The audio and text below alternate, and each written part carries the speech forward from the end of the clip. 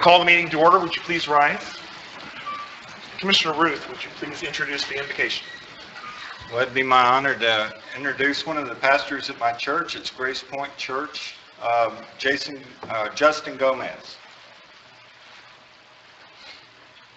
Let's pray. Father, we thank you for this day and this opportunity, God, to gather and the freedom that you've given us to do this, God. And we thank you for this great city that you've allowed us to live in and the leadership that you've placed over us, God. And we just pray for our leaders today, the mayor and the commissioner, God, that you just bless their families, bless their lives, and give them the wisdom that you would have them to have to run the city, God. And we just thank you for them, and we pray that you just protect them and keep them safe and watch over them, God, and watch over us as a community and as a city. And we'll give you all the praise and all the glory in Jesus' name. Amen. Amen. Thank you, Jess. Yeah, thank you. Thank you very much, Pastor. Of course, this Friday we're going to celebrate July the 4th, and the Continental Congress convened on June 7th, 1776 in Philadelphia, and Virginia delegate Richard Henry Lee introduced a motion calling for the colony's independence. A heated debate was held, and a 5-man delegation was appointed to draft a formal statement justifying the colony's separation from Great Britain. The vote on Lee's resolution, however, was postponed. On July 2nd, 1776, the Continental Congress reassembled and voted in favor of Lee's resolution for independence. The vote was nearly unanimous, with only the New York delegates abstaining from the vote, although they would later vote in the affirmative. On that day, John Adams wrote to his wife that July 2nd, which is today, would be celebrated by succeeding generations as the great anniversary festival. However, 2 days later, on July the 4th, the Continental Congress formally adopted the Declaration of Independence. Although the actual vote for independence took place on July 2nd, the 4th of July became the day celebrated as the birth of America's independence. And so as we pledge allegiance to the flag today, I would ask that we all please keep in mind the sacrifices made to make our country so great. Please join me in the pledge. I pledge allegiance to the flag of the United States of America and to the republic for which it stands, one nation under God, indivisible, with liberty and justice for all. Well, thanks very much, everybody, for joining us for our first meeting in July. If you would like to appear before the council, I would ask that you please submit a notice of intent to speak, which you can find over on the table there. And everybody who gets a chance to speak before the City Council gets 4 minutes to speak. And if there's a little back and forth, we can have some back and forth, but otherwise we'll limit it to 4 minutes. The first item on the agenda today is employee recognition, and we have a big one today. Captain Tyre, would you please come forward?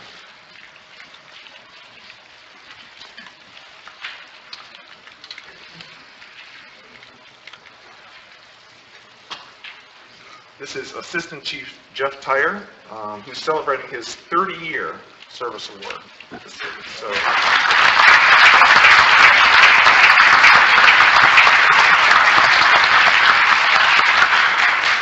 and I think this one is a diamond. So, Jeff began working for the city on June 12th, 1984 as a firefighter first class. He was promoted on December 9th, 1999 to fire engineer. On February the 25th, 2002, Jeff was promoted to fire lieutenant. He was promoted to fire captain on March 6, 2006, and on August 19, 2013, Jeff was promoted to assistant fire chief, which is his current position. Congratulations, Jeff Tyre.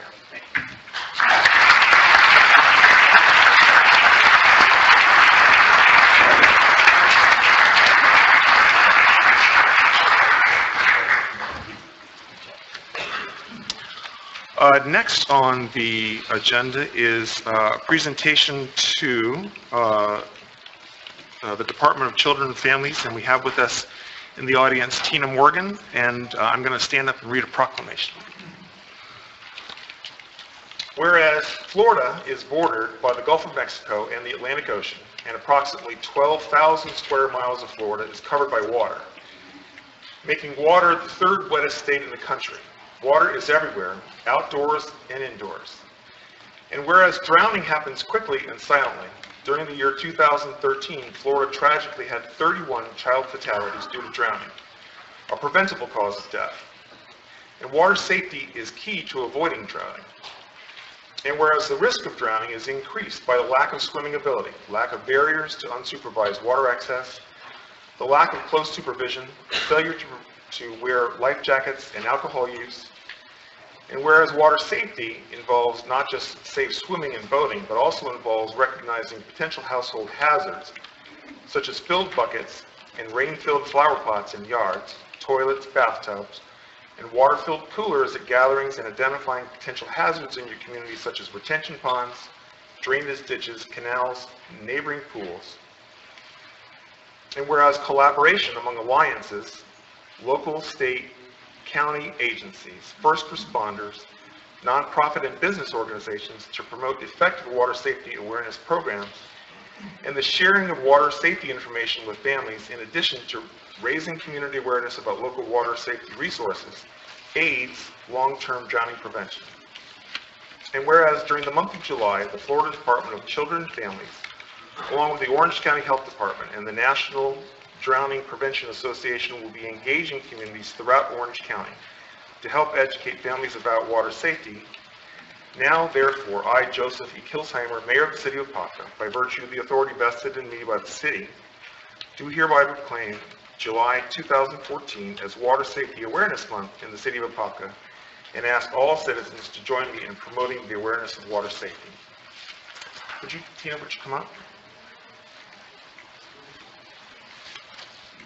I'd like to present that to you, and would also like you to make a brief presentation about water safety at the podium, right?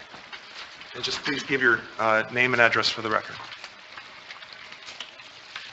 My name is Tina Morgan. I'm going to give you the work address, 400 West Robinson Street, Orlando, Florida, 32801. That's the Department of Children and Families. I wanted to say thank you very much for your proclamation. It means a lot to me. I sent out numerous proclamations to various cities throughout Orange County, and those that were accepted, I wanted to come personally to thank the commissioners and the mayors for reading the proclamation. Orange County has the highest number of unintentional drowning deaths within the state that are reported to the department. There are many that are not reported to the department, but for those that are, Orange County remains one of the highest, if not the highest this year. We are the highest for drowning deaths. So there are some simple things that we can do to make sure that that doesn't happen, and one of those is making sure that we have the alarms on our doors. The Department of Health will give Orange County residents the alarms for doors for free. All that residents have to do is go to their location or the Children's Safety Village in downtown Orlando, fill out a form, and they'll get those alarms for free. Another big thing that I would like to stress is, of course, supervising. Oftentimes when we are at the pool or at various places, we aren't supervising our children, and that can lead to something that can happen in just a matter of seconds. It's also very silent, and that part isn't always recognized, so something that can happen quickly and silently, we need to be paying attention. But as the proclamation states, it's not just pools and it's not just lakes where drownings can occur. It is any body of water, so it's up to us to be very diligent. And so on behalf of the Department of Health, the National Drowning Prevention Association, and the Department of Children and Families, thank you very much. Thank you very much.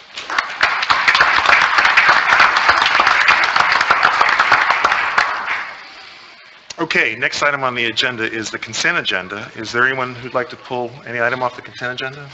I have a question. I don't know if you want to pull it off on the minutes for the June 4th meeting. We can separate that and talk about it later, or we can bring it up now, or whatever. Well, let's bring it up now. Okay. On page 10 on your iPad there, under Commissioner Ruth, under his comments on the mayor's salary, he was saying there that it says here that the city mayors for Ocoee and Winter Garden both make $150,000. Right. And I knew he had done a lot of research. I just want to make sure this was correct. Was that the... It was the manager, not the mayor. They're They're a week, right? they're ceremonial mayor. Host manager for both Ocoee and Winter. Okay, the way that I read it, it just said, he added that Ocoee and Winter Garden both make 150,000. He wanted the mayor of Apopka to be a low playing field. I interpreted that as the mayor. Well, a lot of people had a lot of interpretations of what I said, because I fully intended the motion to take his pay salary back to the day he was elected also. You know, we missed the boat there, but anyway, just to clarify that, I appreciate that. I was just making sure that Just we to were clarify it, thank you. comparing apples. So I to think That was all. while he may have unintentionally said mayor, what he meant to say was manager. Is that a Okay. fair summation? Yeah, I just wanted to clarify that Okay. we're approving the minute. And that's what you intended, right? That's what I intended. Okay, all right. And I would like when people want to assume what I say, they ought to ask me. Well, that's what he's doing. Obviously, I can't ask you except Right. right here. Mayor, perhaps a good clarification, we have the verbatim minutes of these done, so why don't we just add those to that, and that would clarify all of it, Well, that's... unless he didn't mean what he said. Well, I think we just clarified that while he may have said mayor, he was intending to say manager. Am I summarizing that You're accurately? absolutely correct. Okay. That's exactly what I intended Okay. to say. Okay, All so right. we'll add the verbatim minutes and say that Commissioner Ruth misspoke, he meant city manager makes 150 in Winter Garden and Ocoee, and not the mayor, is that correct? Just for the record. Manager.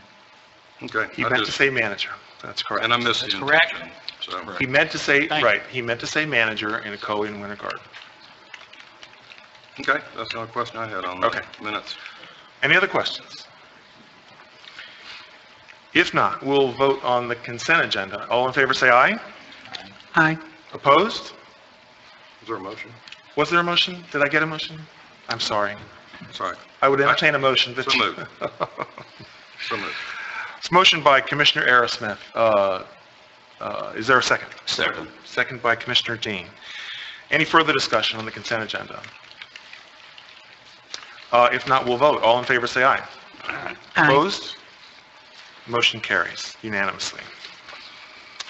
All right, we're down to ordinances and resolutions. Ordinances number 2366 and 2367, 2368, 2369, and 2370 meet the requirements for adoption, having been duly advertised in the Apopka Chief on June 20th, 2014. So we'll start with ordinance number 2366. Would you please read the title?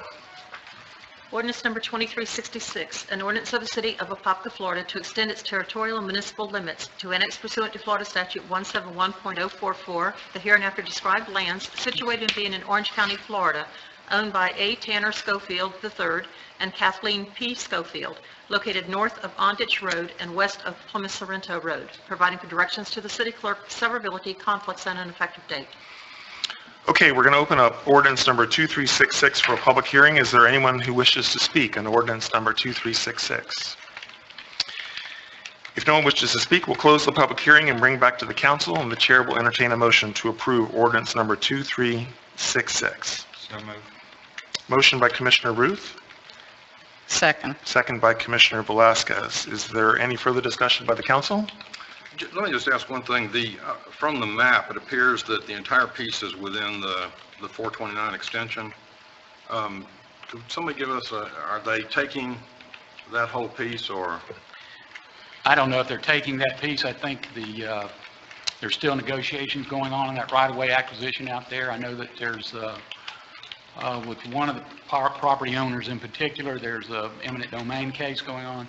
I don't know if that is the same situation here or not. The fact that we're... Has no taking- bearing on, No has bearing. no bearing on, Okay, you're not changing zoning or anything. okay, that's my only question. Any further discussion? Discussion, I'm sorry, did I close the public hearing? Okay, close the public hearing. And we have a motion by Commissioner Ruth and second by Commissioner Velasquez. Any further discussion? Any discussion by the public? If not, we'll vote. All in favor, say aye. Opposed? Motion carries. Ordinance number 2367, would you please read the title? Ordinance number 2367, an ordinance of the City of Apopka, Florida to extend its territorial and municipal limits to annex pursuant to Florida Statute 171.044, the hereinafter described lands situated and being in Orange County, Florida, owned by Kimberly A. Bushheit, located south of Swain Road and west of Mount Plymouth Road, providing for directions to the city clerk, severability, conflicts, and an effective date. Okay, we're going to open up ordinance number 2367 for a public hearing. Is there anyone who wishes to speak? Seeing none, we'll close the public hearing and bring it back to the council. The chair will entertain a motion to approve ordinance number 2367. So moved. Motion by Commissioner Velasquez, Second. second by Commissioner Aerosmith. Any further discussion? Any discussion from the public? If not, we'll vote. All in favor say aye. Aye. Opposed? Motion carries unanimously. Ordinance number 2368. Would you please read the title? Ordinance number 2368, an ordinance of the City of Apopka, Florida to extend its territorial and municipal limits to annex pursuant to Florida Statute 171.044, the hereinafter described lands situated and being in Orange County, Florida, owned by Bruce Ross, located south of Welsh Road and east of Usler Road, providing for directions to the city clerk, severability, conflicts, and an effective date. Okay, we're going to open this up for a public hearing. Is there anyone who wishes to speak on ordinance number 2368? Seeing none, we'll close the public hearing and bring it back to the council. The chair would entertain a motion to approve ordinance number 2368. So moved. Motion by Commissioner Aerosmith, Second. second by Commissioner Dean. Is there any further discussion? Any discussion from the public? If not, we'll vote. All in favor say aye. Aye. Opposed? Motion carries unanimously. Ordinance number 2369, would you please read the title? Ordinance number 2369, an ordinance of the City of Apopka, Florida to extend its territorial and municipal limits to annex pursuant to Florida Statute 171.044, the hereinafter described lands situated and being in Orange County, Florida, owned by Louis R. Hobner Jr. and Diane Hobner, located north of Tinglewild Street and west of Usler Road, providing for directions to the city clerk, severability, conflicts, and an effective date. Okay, we're going to open this up for a public hearing. Is there anyone who wishes to speak on ordinance number 2369? Seeing none, we'll close the public hearing and bring it back to the council. The chair would entertain a motion to approve ordinance number 2369. So moved. Motion by Commissioner Dean, Second. second by Commissioner Velasquez. Any further discussion? Any discussion from the public? If not, we'll vote. All in favor say aye. Aye. Opposed? Motion carries unanimously. And now we're down to ordinance number 2370. Would you please read the title? Ordinance number 2370, an ordinance of the City of Apopka, Florida to extend its territorial and municipal limits to annex pursuant to Florida Statute 171.044, the hereinafter described lands situated and being in Orange County, Florida, owned by Adventist Health Systems, Sunbelt, Inc., doing business as Florida Hospital, located on Ocoee-Apopka Road, south of State Road 414 and east of State Road 429, providing for directions to the city clerk, severability, conflicts, and an effective date. Okay, we're going to open up ordinance number 2370 for a public hearing. Is there anyone who wishes to speak on ordinance number 2370? Seeing none, we'll close the public hearing and bring it back to the council. The chair will entertain a motion to approve ordinance number 2370. So moved. Motion by Commissioner Aerosmith, Second. second by Commissioner Ruth. Any further discussion? Any discussion from the public? If not, we'll vote. All in favor say aye. Aye. Opposed? Motion carries unanimously. And now we're down to site approvals and final development plan and plat for Apopka Woods subdivision. And we'll have a lead-in from Jade Duvall.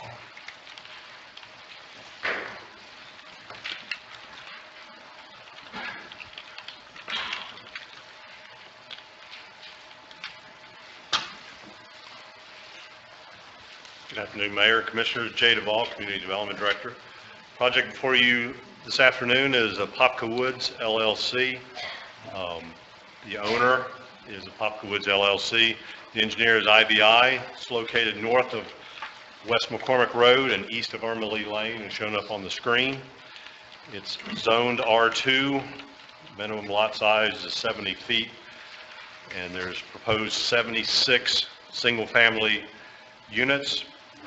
The minimum living area is 1,350 per our code.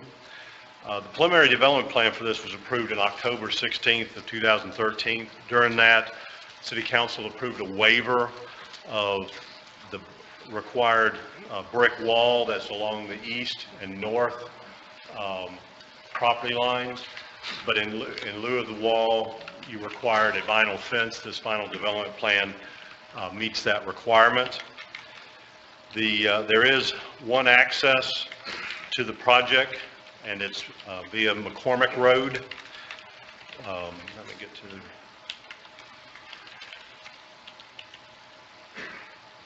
And it's, McCormick Road is an Orange County road, and it will have a left turn lane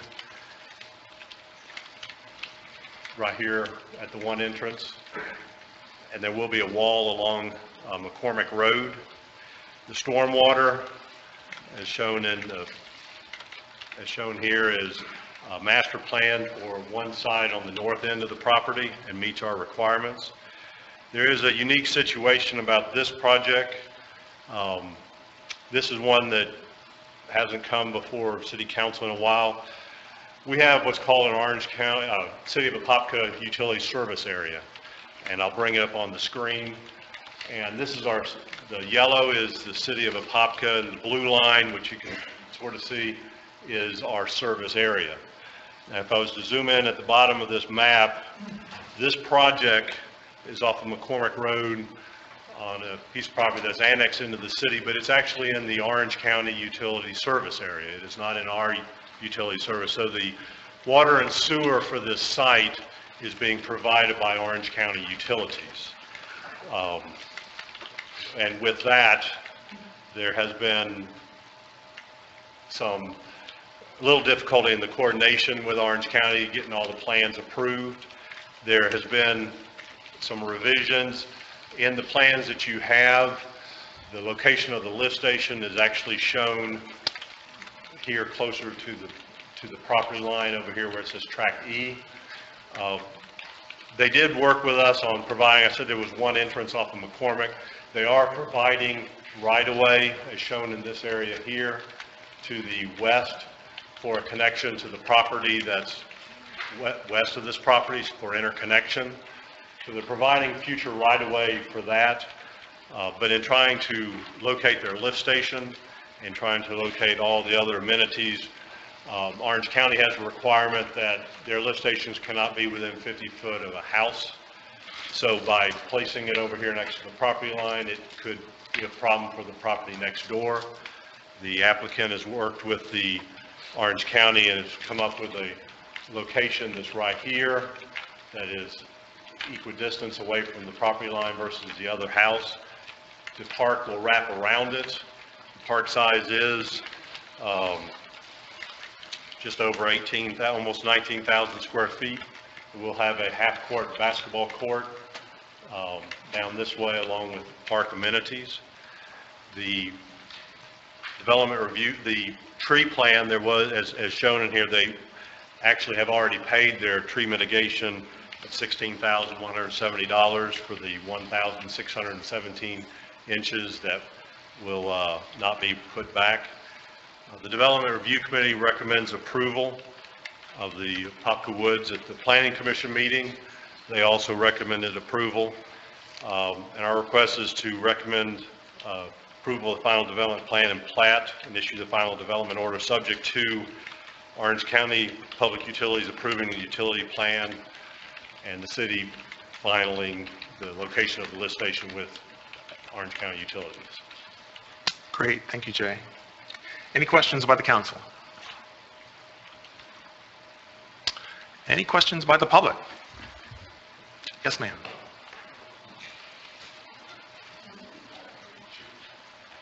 Which one do you want? Well, there's one. Good afternoon, Marilyn Esselin McQueen, 11 East Albatross Street, Apopka, Florida. This particular project is one of those projects that I love to hate. This is one of those projects that we travel and go on tours to learn what we want and what we don't want. And this particular project I understand the location. I understand what's abutting the property, but it's, to me, a development where a developer is trying to put as much on the parcel as he possibly can. There are multiple lots that the front yard is facing another lot's backyard. There are several lots where the side yards are facing another two homes' backyards, which to me is nothing but the developer putting in as many lots as he can rather than separating it into two lots. Also, the location of the park, to me, is just atrocious. To put a park in the very back of a subdivision, when in reality, it needs to be in the center of the subdivision so it's accessible to everyone. Right now, the location is very poor. It's right up against a lift station. It's at a dead-end cul-de-sac, which to me is nothing but a poor excuse for development. There could be other ways of ending that street into a cul-de-sac. Right now, I think you should revisit this particular development and ask for a revisit on the plotting. Thank you. Thank you, Commissioner McQueen. Would you come forward and give your name and address for the record?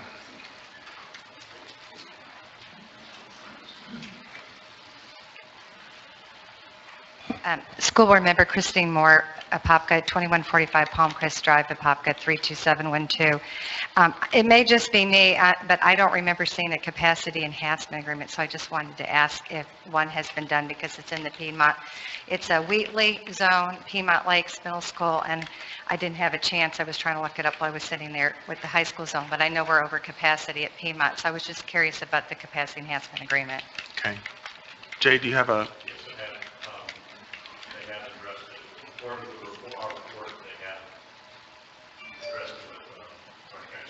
Okay. All right, and then my other point, it's right on the border of, the southern border of Apopka, the northern border of Ocoee. We have a elementary school site just to the south of there on Ingram Road, which will probably be the relief for that whole area in a number of years. But most of the homes on the Apopka side are much larger, so I was just curious why we'd be approving a neighborhood at 1,350 square feet when we're next to homes that are substantially larger. And I'll sit down. That's really all I had to say. Thank you.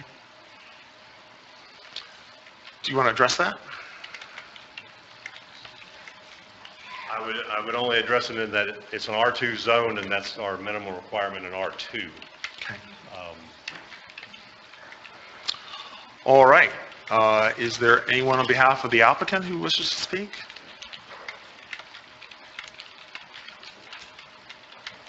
Luke Klassen, 2300 Maitland Center Boulevard, Maitland, Florida. Represent IBI Group, which is the civil engineering group. I'm sorry, can you speak just a little louder? No problem. Luke Klassen, 2300 Maitland Center Boulevard, Maitland, Florida. I represent IBI Group, which is the civil engineering firm that represents our client.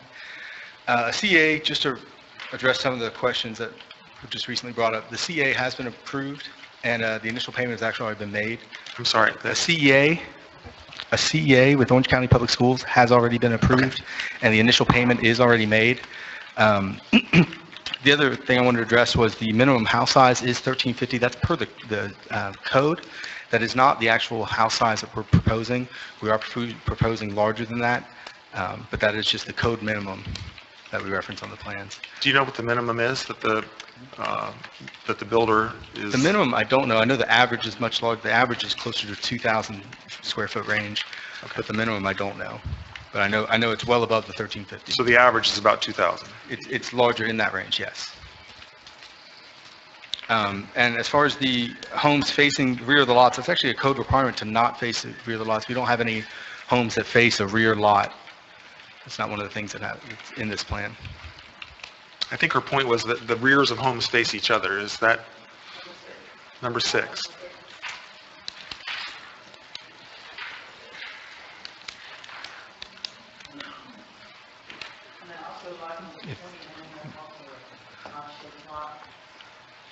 I don't know, lot number 6 faces the street. It doesn't face the rear of a home. I'm not really sure. Okay. Is there any other questions? I'd be happy to answer anything else. Any other questions of the applicant? No? All right, thank you very much. Thank you. What is the pleasure's council? Or, I'm sorry, what is the council's pleasure?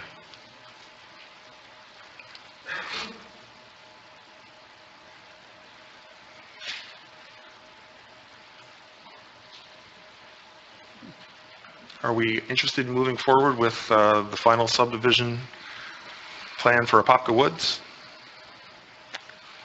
Well, I think that they've complied with all of our guidelines. I mean, it's zoned, the way I understand it, it's zoned R2, even though we'd like for it to be. We have completely trusted the developers in the past when there's been a minimum of 1,300 or 1,600, whatever, we've completely trusted them to build a comparable product to the surrounding area. So, I mean, as I say, they have complied with what we have, and, you know, going forward, I've said it so many times, you know, these 70-foot lots, I'm just like Commissioner McQueen, it's not my favorite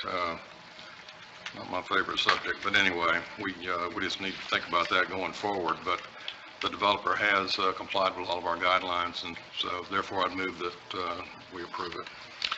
All right, motion by Commissioner Aerosmith. Second. And second by Commissioner Ruth. Is there any further discussion? Any further discussion from the public? If not, we'll vote. All in favor say aye. Aye. Opposed? Motion carries unanimously. Now we're down to department reports and bids, and the first one is awarding the contract to the Vogel Brothers Building Company in the amount of $11,600,000 for the upgrade of the North Shore Reuse Water Treatment Facility.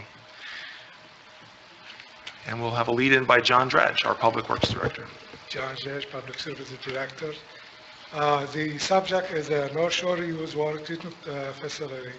On May 22nd, the city receives 5 bid for the construction of the project. The low bidder is $11.6 million, and the contractor, Vogel Brothers. The project consists of 3 million gallon above ground storage tank and intake structure at the canal, dredge the portion of the canal, and filter system and pumping and chlorinization system. The project will provide average of 5 million gallon daily from the North Shore. The project is permitted from St. John Water Management, and the funding is 30% from St. John Water Management District grant, and the rest of the fund is from reclaimed water impact fee and sewer impact fee. Staff recommend to award the bid to Vogel Brothers for the amount of $11.6 million, subject to provide the required bonding and insurance. Okay, are there any questions? Yes, I have a question. How many bids did you get on this? 5. How many? 5, And Vogel Brothers was the lowest bidder. yes. Okay, I have another question. I would like to have a list of the minority subcontractors that's going to get a piece of the pie. Okay. Do you have, I should phrase it another way, do you have any minority subcontractors for the magnitude of this contract? No, we do not require to provide minority for that contract. We're given the same opportunity to everybody to bid on the contract because it's a larger project and requires certain expertise of contractor to have on that project. But normally, all those contractors, they do have big portion of their subcontractors, they are minority. And we will be glad to provide you list when they submit it. Are you working on trying to get some minority contractors for this? We do, this, Or is that up to the Vogel brothers? it is up to the vocal brother, but we will encourage him when we award the contract. We encourage it, but it's up to the contractor. Wait, hold on. We're going to go one at a time. Right now, the discussion is at the council. Okay, John, if you would just speak into the microphone a little bit more directly. It will be up to the contractor to provide the list of subcontractors.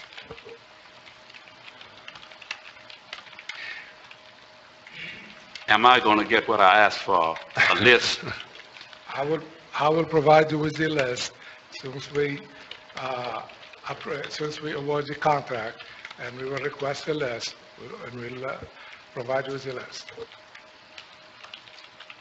Well, since we don't have any minority contractors, Mayor, I think we should hold off on this project, because this is a new day. Commissioner is not saying we don't have minority contractors on this. This particular case, this is the contractor, Vogel Brothers.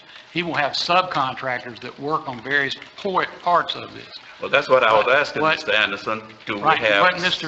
What Mr. Dredge said is that we will contact the contractor and ask him to provide us a list of any minority workers that he may have involved in his contract.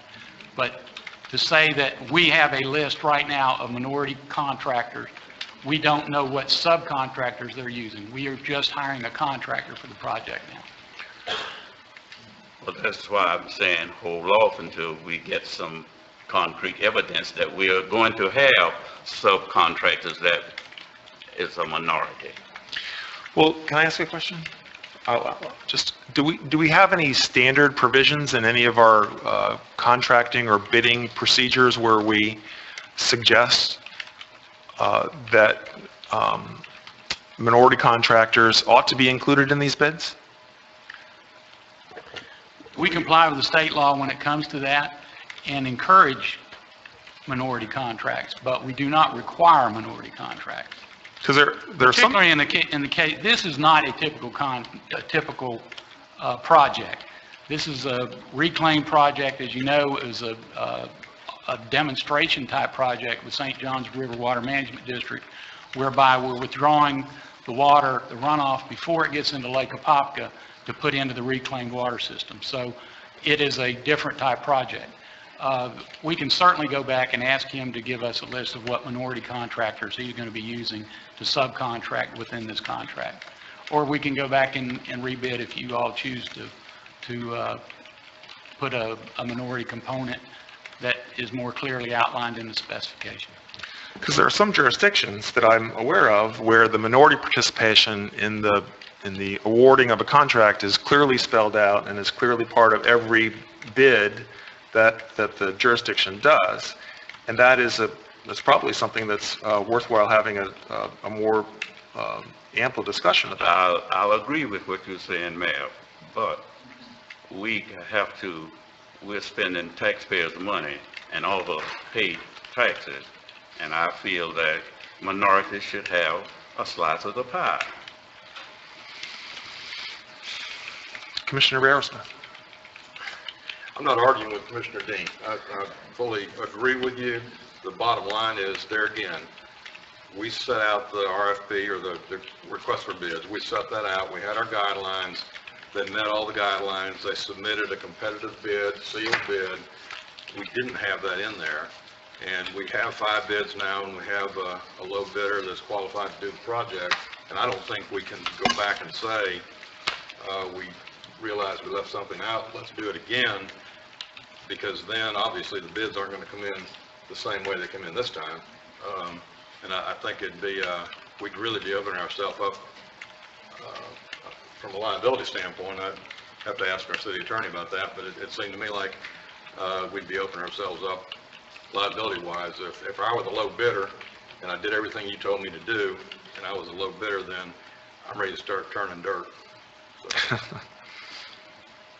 The answer to your question is normally when a government, and in our area, Speak up a little bit, Frank. normally when governments have requirements for minority participation, and in our area, you have Orange County, Orlando, the school board, the airport, and there may be one or so other who have all participated in a study that supports requiring certain goals of X percent, so that if there is a challenge, there's a defense to the requirement, because you can't just say we want 15% given.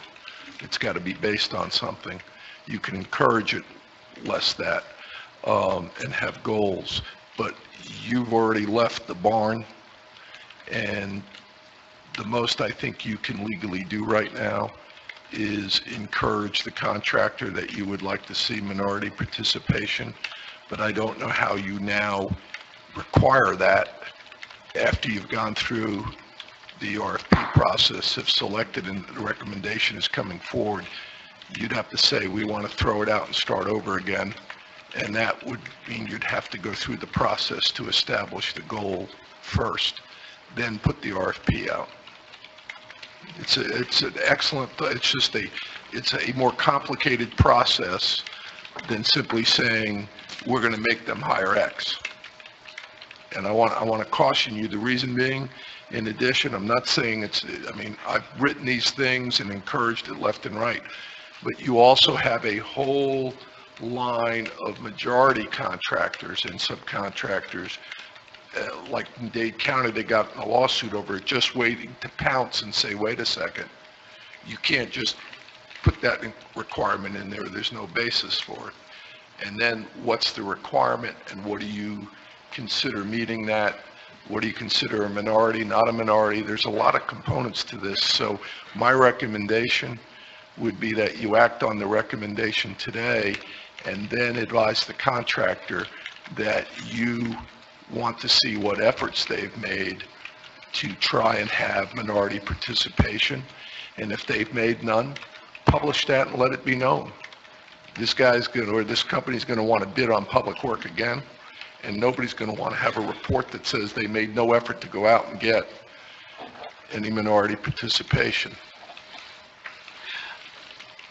I'll go along with what you said, but in the future, since you said we can't, the gate is already open and the mule is already out, in the future, if Apopka is letting a bid the size of the bid that we have now, that whatever contractor get the bid, let it be known that we would like to have something in the contract that so many minorities will get a small, well, not small, but a part of the contract, And like Orange County. Right, and what I'm recommending to you is, if that is something the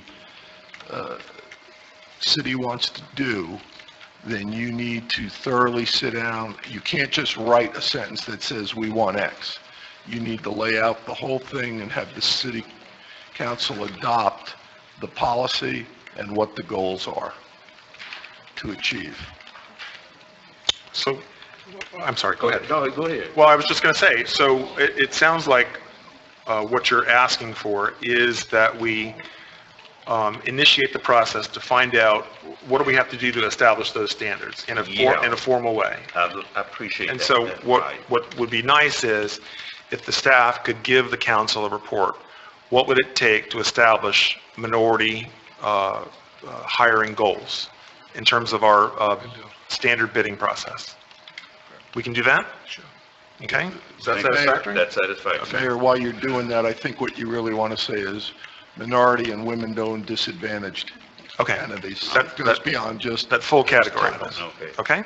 Okay. All right. Any further discussion? I have a couple of questions, and Commissioner Root. I just want to capitalize on some of the stuff that Commissioner Dean said. Yeah, everybody, we really have to speak directly and clearly into the microphone. And this project makes up about 17% of our our current budget on capital improvement, correct? I was doing rough math, looking at the numbers. You know, the packets didn't come out until Monday afternoon, so I've only had one day to kind of skim through this. And although my questions are not going to support Commissioner Dean's, they're going to add to them, because I know a job of this size, pumps and the infrastructure to go to that plant are weeks and maybe sometimes even months out. Even once the ink's dried on the paper, once you start ordering that stuff. So to get started and create some jobs and infrastructure here, you know, time's of the essence. But if in the future we could have workshops and stuff, ideals like this, especially when it's a project this size, the commissioners could have input in that, and maybe instead of delaying it at this point, a lot of those questions could have been answered on the front side. But mine are more towards the water that we're going to get. With the water district, have they come up and give us some clear numbers of how much water are they going to allow us to pump out of the lake? Average 5 million gallons a day. 5 million, and I'm sure the material's there, but you know, there's 134 pages. I had a few notes that I wanted to kind of jot down real quick. So you said 5 million a day? Yeah, average. And that's on an average. On an average. And we can pump up to 12.5 maximum day. 12.5 maximum. 12.5? Maximum a day. Because if you have a rainy season and you have water available, the district want to get rid of, and they allow us to pump, we can pump up to 12.5 million gallons per day. But on average throughout the year, our permit allow us up to 5 million gallons per day. We went through that with the district, is a part of our consumptive use permit. See, and what I'm trying to get at is questions like that could be answered way before we got here. I agree. We would have a lot more informed knowledge. Now, have we done a study to see what the revenue and the operating expenses to the city related to this project? Have we done any studies on that? Well, okay, the study, what we have done, okay, the cost of the capital, it is about 2.36 cents per gallon, which it is probably less than half if you compare it to other projects like Yankee Lake and OUC project we do as a city. As the operation, it is a pretty much, it is a regular pump station operation and filter. It is a normal filter. You take the water from the North Shore, you pump it into sand filter. It goes through under drain system and go to the, and pump to the storage tank, chlorinate, and send to the distribution system. It is a normal like any other station we have in the city. It is more the same operation. So as the cost on that project, it's a lot less what other project out there, the St. John Water Management going through and trying to promote. So all what we have in here is the pumping cost. The pumping cost it costs you for electrical is about 15 cents a 1,000 gallon. And you have the chlorine, the chlorine system, which is the same what we do on the other part of our distribution. Right. I think that was 15 cent per 1,000 gallon, 15 cent per Well, 1,000. It is very, but not the, to pump it electricity wise. This is real good. I get a lot from this. Okay. You know, but there are a lot more involved in it, but that project, it is the cost, it is a lot less. What you see, other projects, the district are trying to build and promote, such as Yankee Lake and the other. Let me just interject in that the one thing that I am aware of with regards to this project is that we were encouraged to do this by the Water Management District as part of their big master plan for managing stormwater runoff in the Lake Apopka Basin. Is that correct? 30% grant. Okay, so this is a project the Water Management District kind of came to us and said, would you guys do this? And then we said, this is a relatively modest expenditure for the benefit that we get. Well, and the one thing that I just wanted to capitalize, there's inherent strengths up here that are unlike anybody else. You got people in the financial, you got the teaching, the law enforcement. Well, this is a field that I have a lot of knowledge in, so okay. I was just wanting to, and this is the first time I'm hearing of information like this, so, you know, stuff like this would be very instrumental on me, because I've seen the list of the people that you had, and to reassure Commissioner Dean, the people that were on the bid list, they're reputable people. These are some, this is not the bottom tier, this is they're good people. So a lot of the things you're asking for, they're going to make sure that exist in their profession.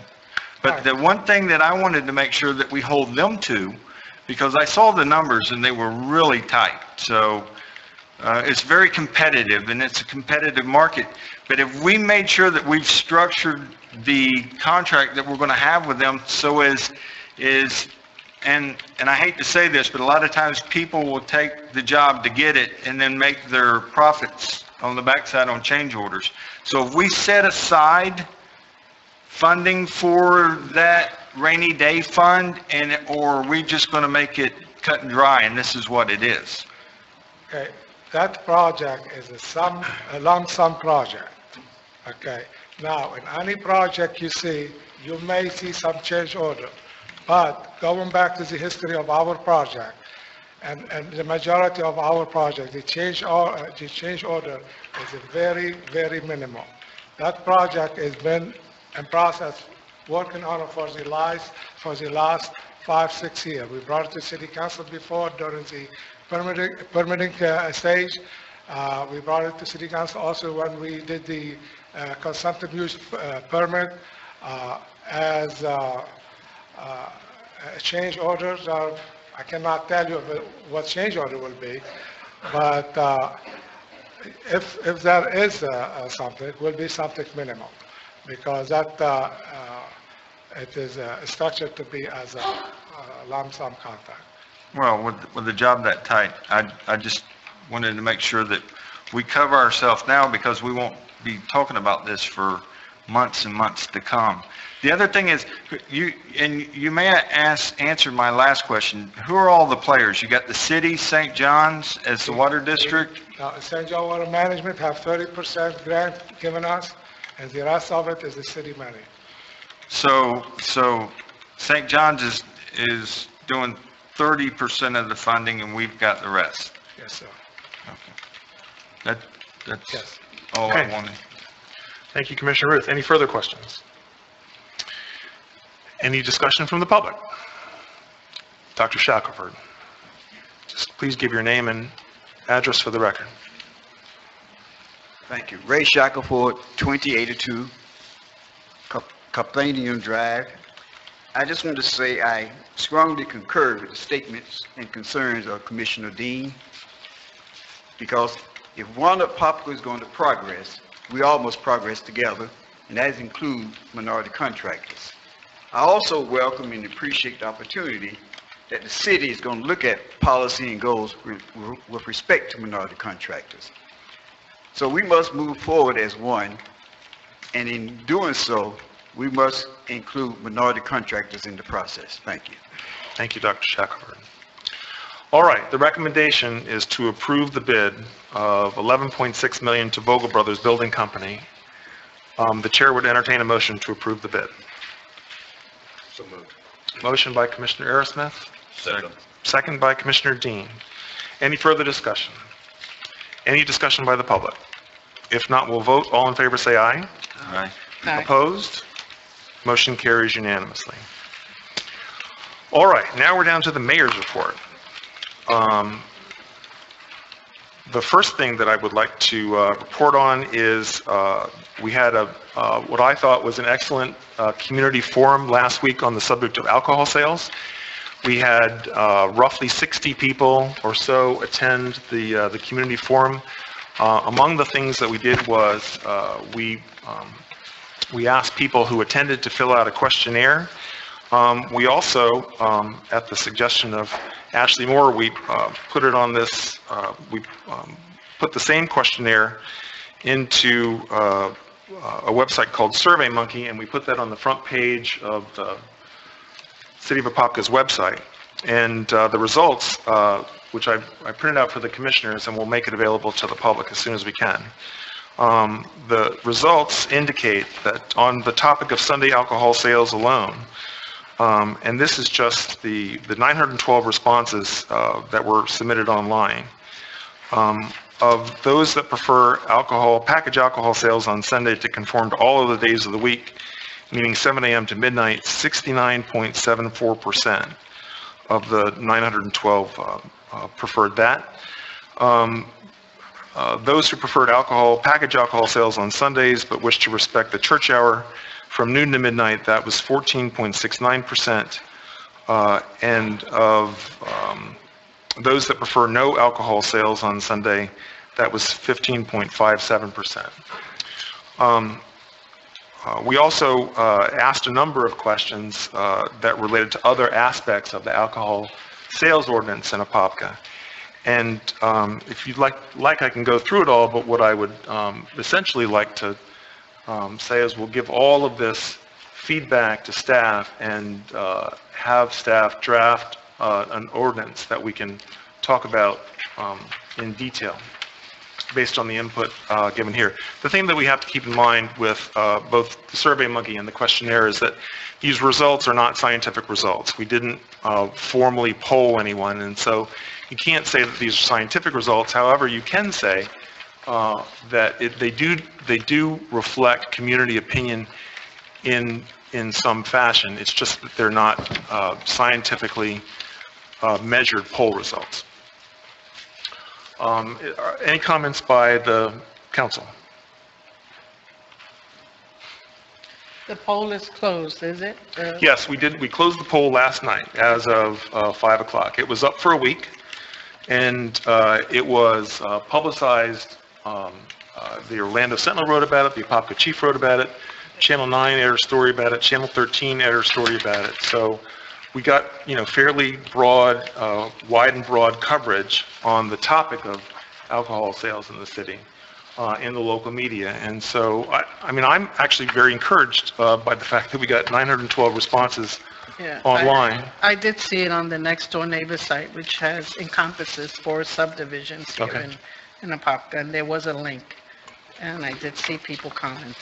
Okay. So any comments by the council? Any comments by the public on alcohol sales? I'm sorry, what's the next step after this? Well, the next step is we're going to give all of this feedback to the staff and ask them to draft an ordinance that we can talk about maybe in workshop form or, but the process is that if you're going to write an ordinance, the ordinance has to be duly advertised, and then you have to have 2 public hearings before you pass an ordinance. So we'll proceed on that basis. Okay? Thank you. All righty then. The next topic that I want to report on is the idea of this organizational development analysis, which, excuse me, in my capacity as mayor of the city of Apopka and under my authority under the charter, I decided to initiate something that we're calling an organizational development analysis, which is an outside, independent, third-party review of the organization and operations of the city of Apopka. And in that regard, I had conversations with our chief administrative officer this past Friday, and I indicated that we were going to launch it this past Monday. I went to every department head and let them know that we were going to do, and then I sent an email to the entire staff indicating that we were going to launch this independent review. I've subsequently heard some feedback. I've had some questions from some reporters, and so I thought I'd bring it up for discussion among the council today as something that we would talk about.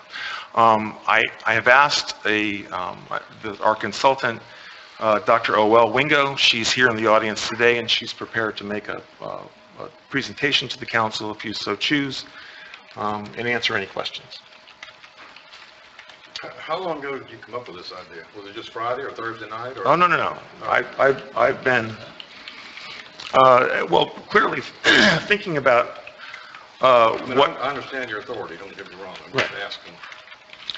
Well, clearly since I began running for mayor, I've been thinking about if I happened to win the job, how I would go about doing things.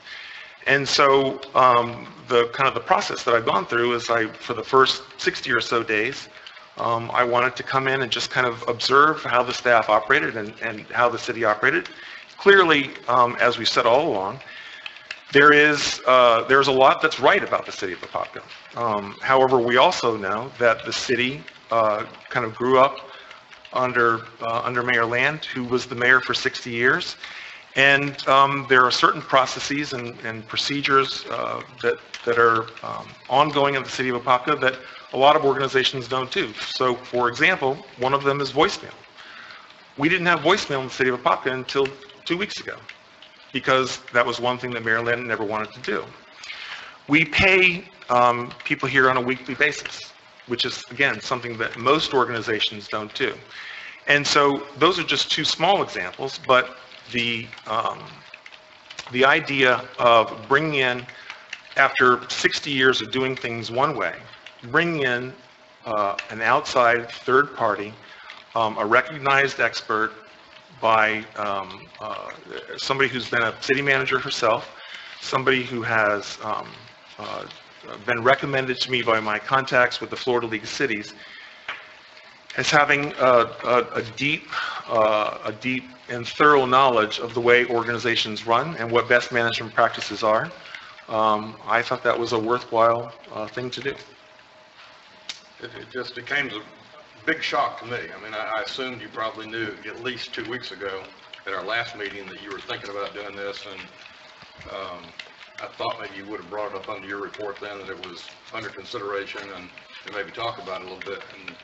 But it's a little embarrassing when you get a call from either someone in the community or a reporter telling you what's going on. It's pretty embarrassing from that standpoint, and I know how much you press for transparency.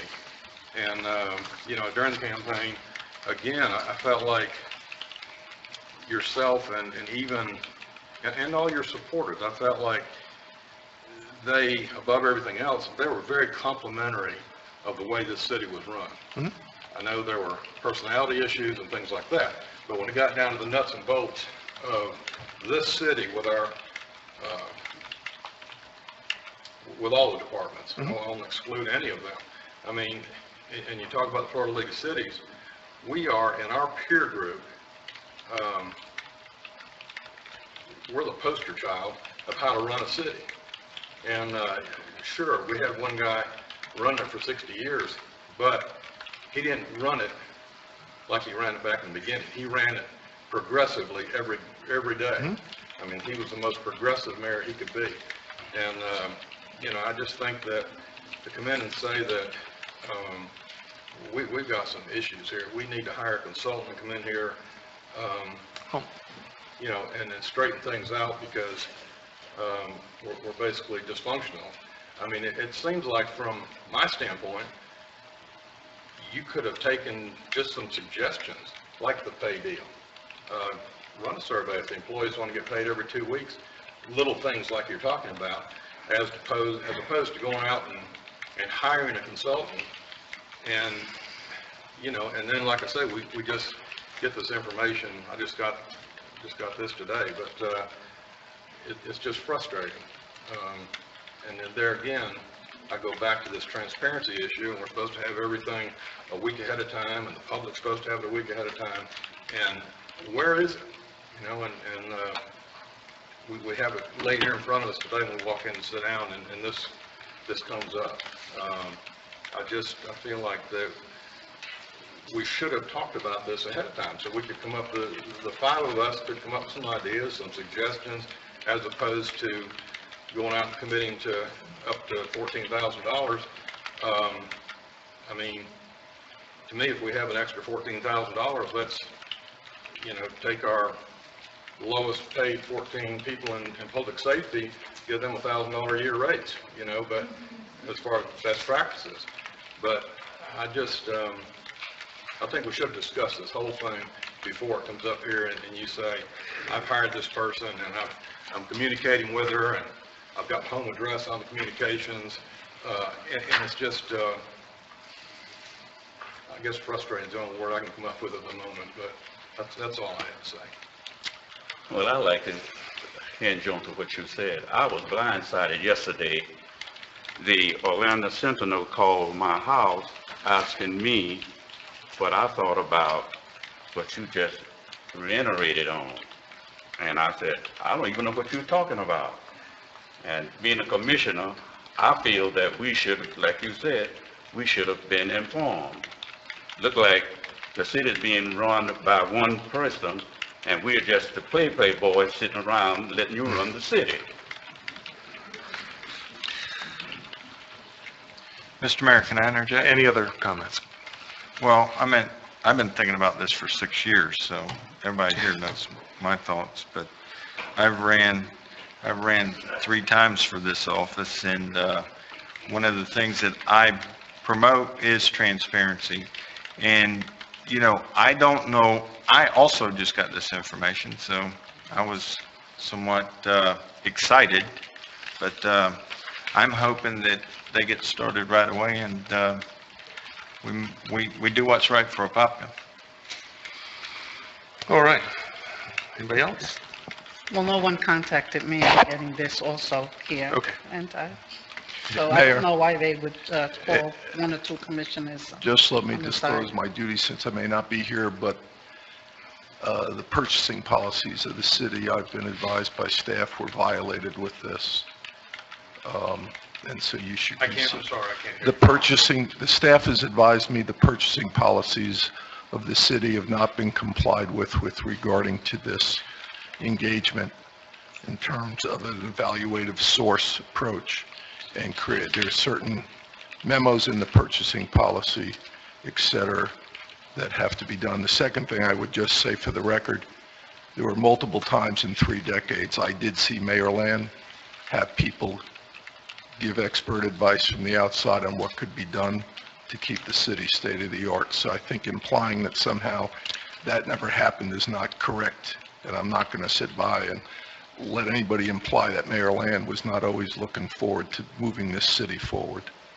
Well, I never have implied that, and I reiterated today that there's a lot of things that are right with the city. And the idea of bringing this outside independent expert to do a third-party analysis is something that organizations, throughout the United States do. So, with regards to my authority to do it, the charter of the city of Apopka says that the mayor is the chief executive officer of the city, and the mayor is entitled, as the chief executive officer, to take executive decisions. And so I do believe that in this regard, this is an executive decision by the chief executive officer that is well within my authority to do. As far as other, outside expenditures, we're learning about expenditures that were initiated, prior to us getting here that I frankly find questionable, but I'm not going to throw anyone else under the bus just because I'm here in this position now. So in terms of the purchasing policy of the city of Apopka, I did specify in my communication to the staff that we were going to begin this process under the evaluated source provision of the administrative rules. I do need to write a letter, and I will complete that letter before I leave work today. So in terms of, again, our authority to do it, I believe I'm well within my rights. And in terms of embarrassing the commissioners, if I've done that, I apologize. Again, believe that I was well within my rights to do this and to take an executive decision as the chief executive officer of the city. I'm not questioning your executive authority. I'm not questioning that. I'm just saying, you're the one that's been pushing transparency, and this has not been very transparent. Well, would you care to hear from Dr. Bingo? I'd love to. So is that, are you making a motion? Yes. Well, you don't need a motion.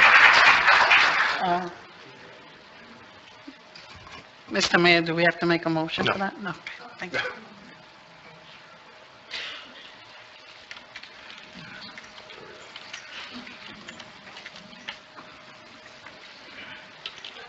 Good morning.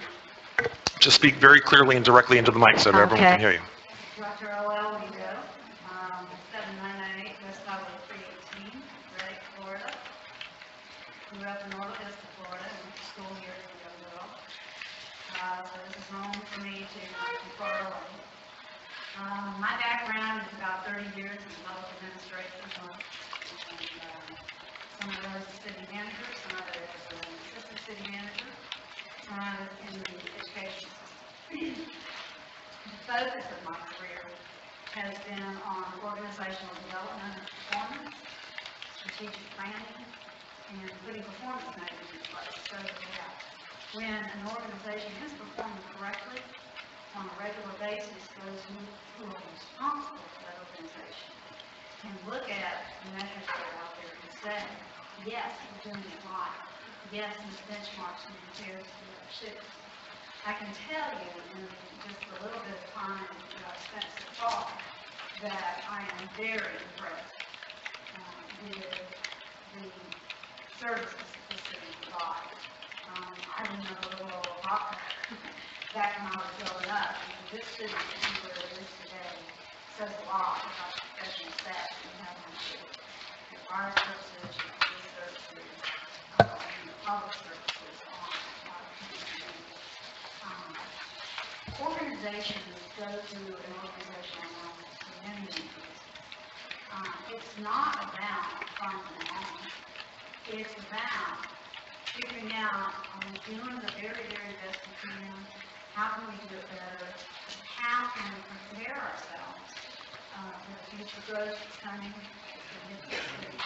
How can we work together better as an organization? Communicate better to the public, communicate better, more transparently to our commissioners, and in general, I think in this city, what's going on is people suddenly have a change. Okay?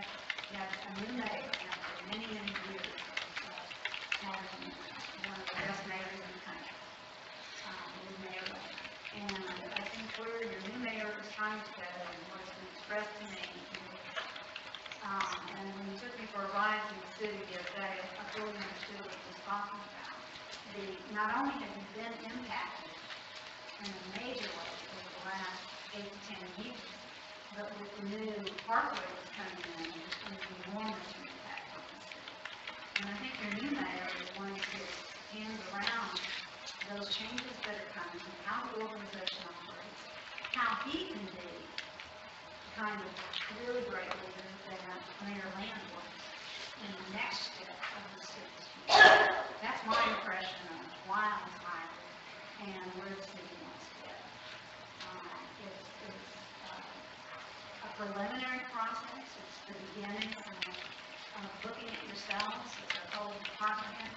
Most of this is an in-depth self-analysis. They have an in-depth questionnaire they'll fill out and to look at themselves internally. And then I will sit down with them and interview and try to pull more out. They're the experts. I'll just help them take their expertise and help them think of ways to apply it into the city for the future.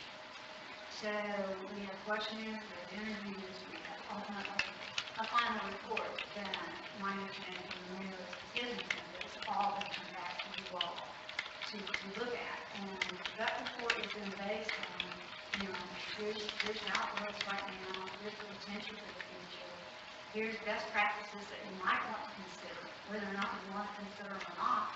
You may decide you don't want to. That's your choice as a council, running the city. But that's why I'm here. And I'm available to talk at length with anybody about the process or share with you other studies I've done, other things. Any questions? Any questions? How long is she going to be conducting this? What's the It's up timeframe? to 6 weeks, right? It's from anywhere from 3 to 6 weeks. Okay. All right, thank you, Dr. Wingo. Thank you. All right, any further discussion about that? All right, the next thing on the mayor's report that I would like to talk about is the status of our city attorney.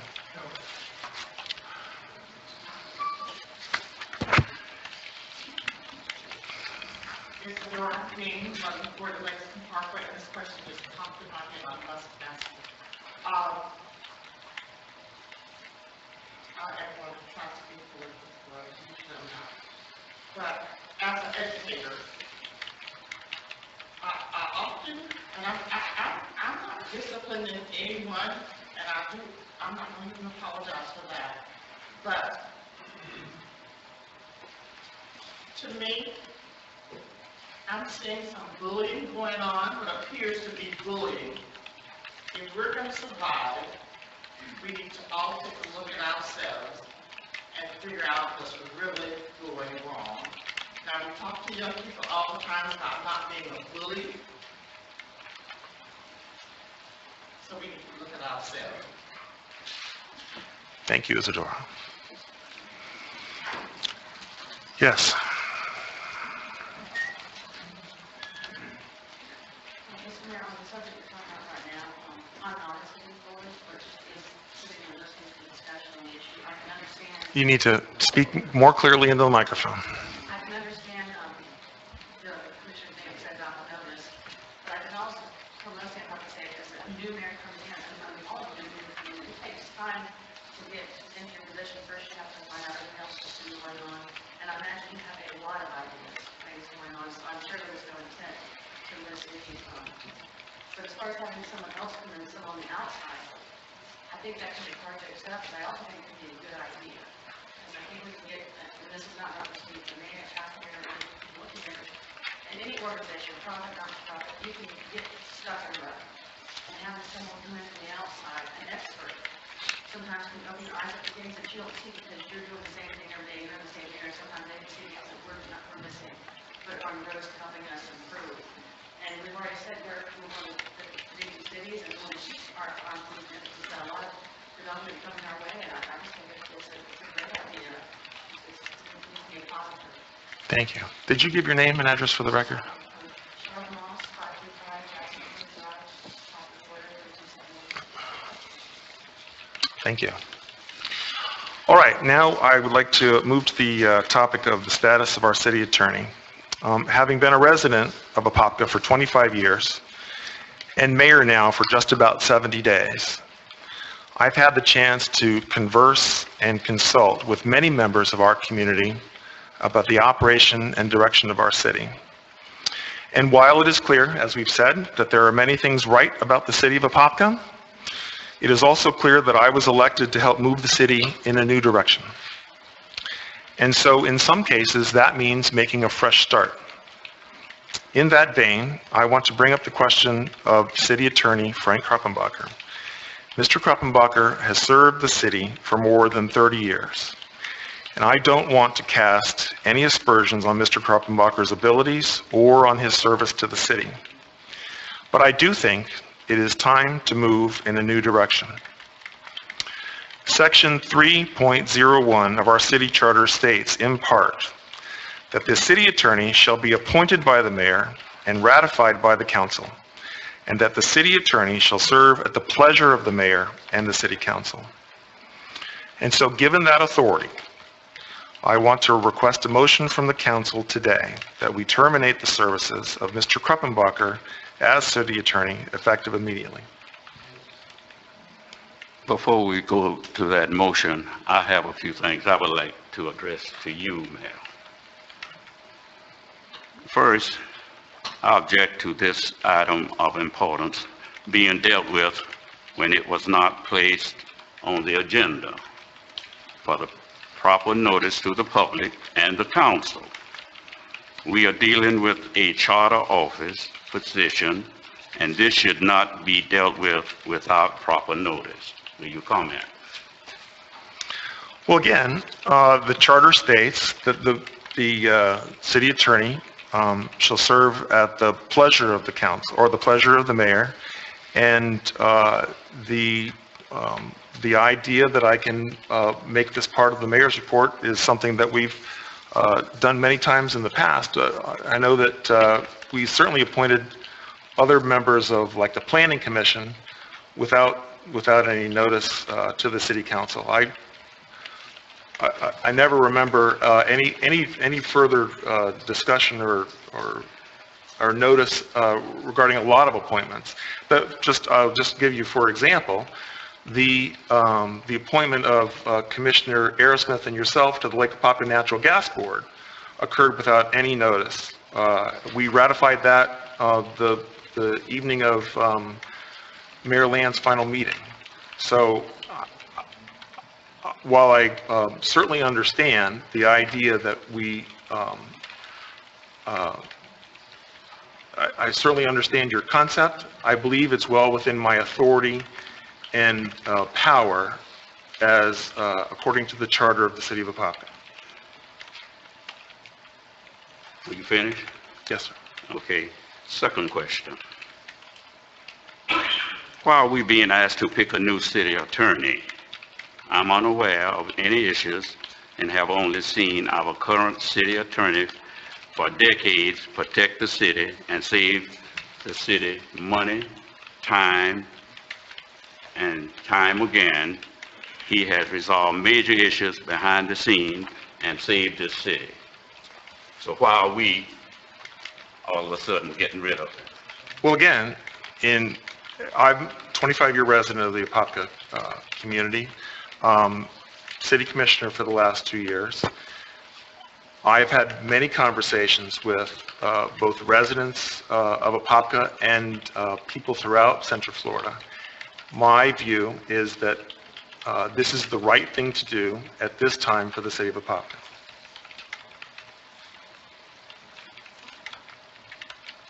As Isadora said, it looked like we are in a bully situation. Third question. The attorney is the city, not the mayor. I'm sorry? Who are we being asked to pick? Why aren't we going out for a request for proposals if there is an issue to begin with?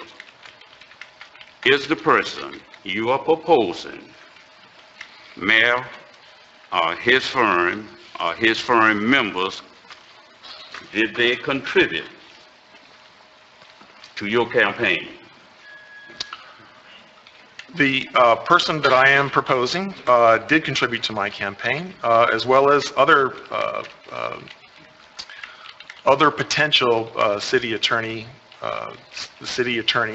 in Central Florida. So I had a lot of support from a lot of different people, but it is true that the person that I'm proposing did contribute to my campaign, yes. Okay.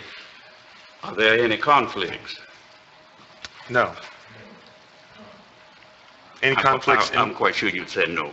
Okay. Do they represent any landowners in this city?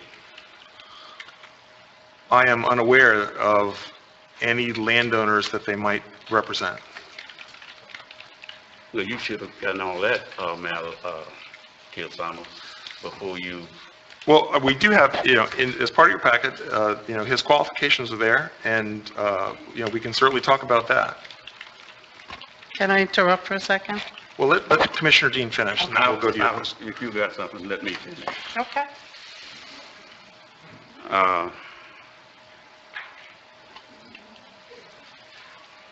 they're asking us to waive any conflict as mayor. Only the council can waive a conflict, not you or the staff. I'm not sure I understand that. I'll read it again. Listen. They're asking us to waiver any conflicts as mayor, or only the council can waiver conflicts, not you or the staff. They are asking to waive conflicts, is that? Yes. Are they asking?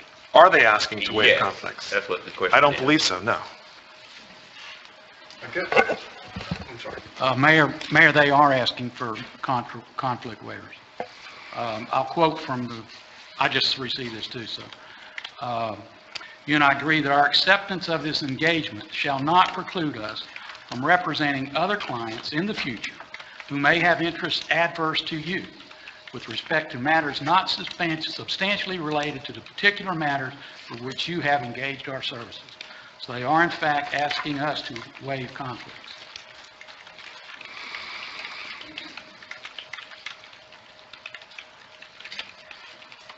I'm not the attorney, but Mr. Just a point of order. Are we talking about, whether we're going to keep the current attorney, or are we talking about the problem we have with who you're going to appoint for a new one? Well, that's the good point of order. We are talking about... If we're talking about the current attorney, then I think we probably ought to address that first. And, okay. You know, I'd like to thank him for his years of services, and you're not going to be here anymore, but I'd like to thank you for years of services and service and all that you have done. And I know that over the years, the amount of money that you have saved the city, I'm very well aware of that, and I realize the different talents that you have and different sides of the law. I understand your qualifications, and it is a shame that we're doing away with 30 years of experience, but it's going to happen. Thank you, Commissioner. It's been an honor to work with you. I was going to get to that, Commissioner. Didn't mean to interrupt you. That's the next question. Excuse me, I was just trying to get That's back. okay. Help me out all you can. What's the cause? Only twice has Frank ever charged more than $72,000 per year, so we're going to start out paying more money immediately. Is that true? Well, again, we should address or wrap up talking one discussion before we're talking about another discussion. This is the same discussion. Okay. The representations made to me is that they're willing to work within the current budget of the that we have for the city attorney.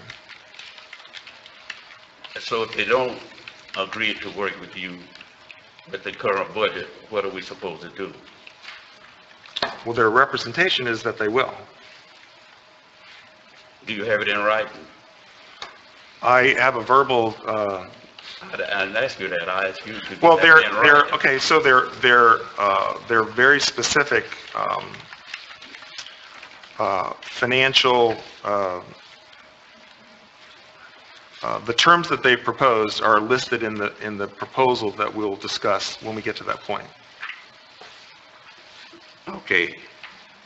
I think if you want this, then there should be a 3-month transition period offered to Frank so that he is provided notice to wrap up what he's working on, and we can ensure all runs smoothly.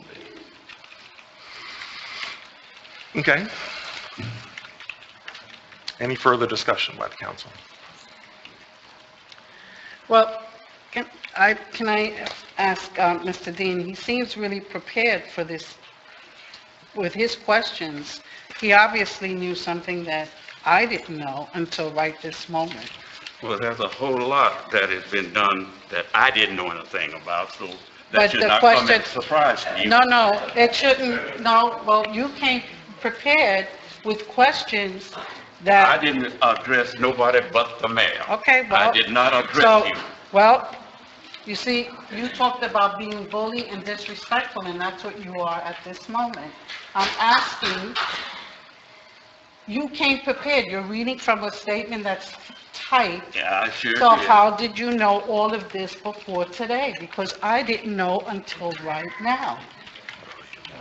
A whole lot of things that I didn't know came up today, so that should not be news to you.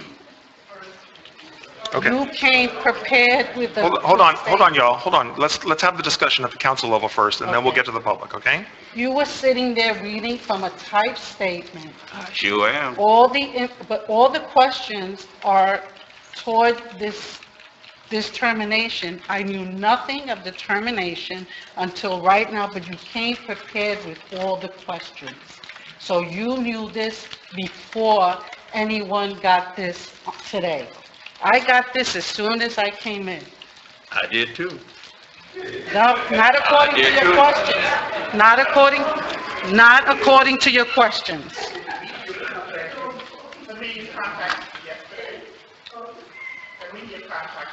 Okay, y'all. And we didn't know about the $150,000 salary, but other people seem to know about it. Okay. I didn't know about the retroactive pay until you brought it out. Well, that retroactive pay, well- this has nothing to do with what I'm asking Well, it right has now. nothing to do with So, what I have here. Okay, It does let's have keep the everything to discussion, do with it. let's keep the discussion Let's keep on the a professional discussion level. narrow Right. to this. Right. You came prepared Well- with questions right now, asking about the termination. Almost all. And I'm going around in circles because you came prepared to ask these questions, so you knew exactly what was going to take place today. Even if you got the package today. Okay, I think he's answered you as much as he's going to answer, Okay. okay? Are there any further discussion? Is there any further discussion on the idea of terminating the city attorney? No, there is no discussion. Any further discussion? This is why we need an actuator. No. All right. Hold on. If we're going to have a discussion by the public, we need to have a motion. So, is there a motion? I'll make a motion that we honor your wishes and terminate the current attorney.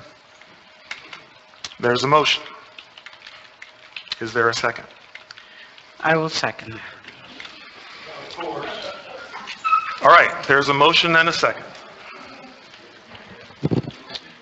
Any further discussion by the council? Yeah, Mayor, I'll save you all the vote, because I knew about this about the first week you were running, so I resigned. It's been a pleasure to represent you and you. Thank you.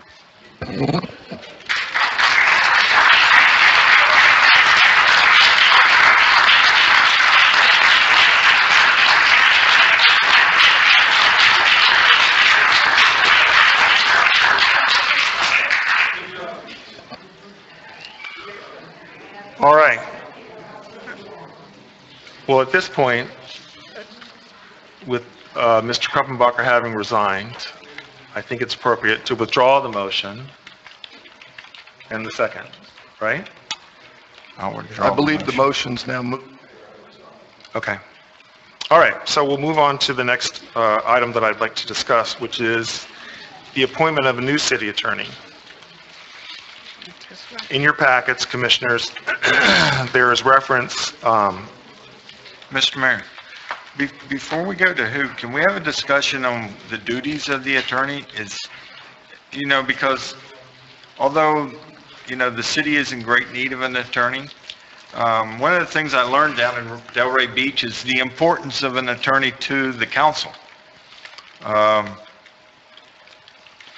The attorney council conversations that you have is documented. Everything that comes in front of us, having legal advice from them is paramount for us to do our job properly. And what I'm trying to get at is the council going to represent the attorney going to represent the council, the mayor, and sit up here on the diocese with us somebody that we can have an open conversation with either daily or, especially if the packets come out on Friday. We got from Friday to Wednesday to get any of our needs addressed. Well, I think as we move into a new relationship with the new attorney, certainly that how the attorney interacts with each member of the council, with with each member of the staff, is something that we can talk about and iron out.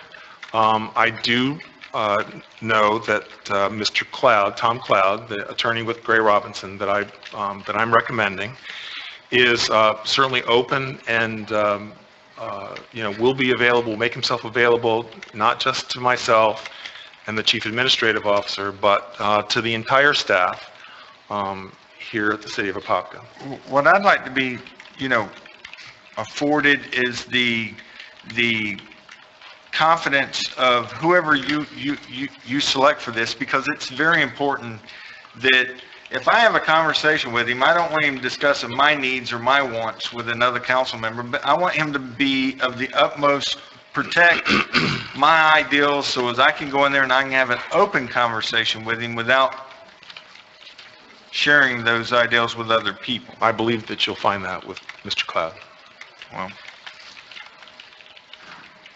I think you find it with any attorney. They call it attorney-client privileges. That, over 30, they want you to talk into the over the 30 years that I didn't have to go to Delray Beach to learn what the importance is of a city attorney, but I've learned it over the past 30 years, and I have found that any time I did need any type of a legal opinion of what I was doing, I could certainly call Mr. Kuppenbacher and I could get an answer. So it's not like we're going to have something new on the scene.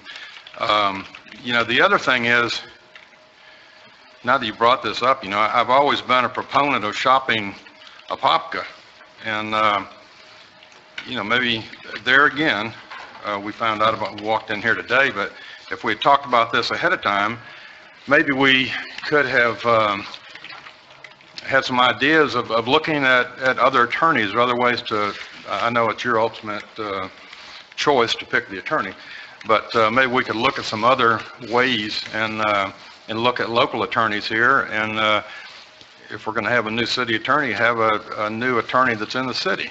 And if they need expertise advice, then they know what to do. They know to go to the experts in their field, in the particular field that we need help on.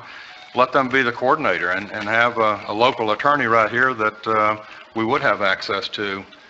That's just kind of off the cuff, but I thought about it. But as far as going through a whole bunch of stuff, I mean, it's at this point, I think we know where the motion seconds will come from. We just need to go ahead and do it and move on. So.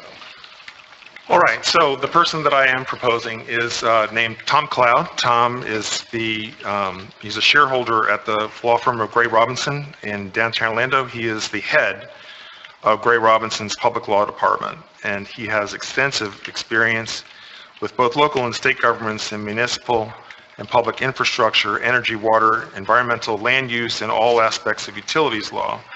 He has represented a variety of cities, landowners, developers, industrial clients, public and private utilities, individuals, and local governments. He is or has been the city attorney for the city of Edgewood, Haines City, Fort Meade, and Polk City. And Mr. Cloud is well acquainted with the city of Apopka. He's done work for the city of Apopka in the past. I know that.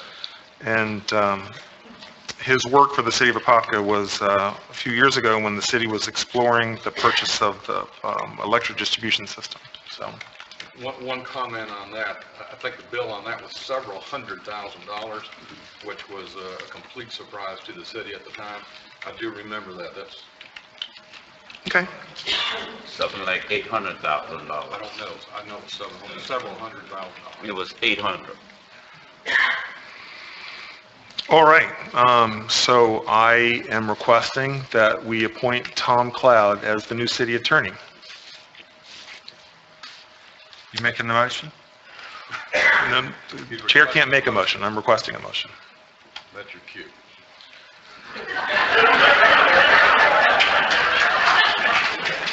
I know that sounds funny to everybody out there. but it's it's not- very hostile It's not when it running. comes. All right, let's, Because the guy that I've been on the receiving end of the guy that, and this guy has some Keep stellar. going, that's history. We're talking about the new issue. Let's stay on point. I'll make a motion that, that Tom McLeod be, Tom Cloud. Tom Cloud. Tom Cloud. Okay, I'll make motion by Commissioner Ruth. Is there a second?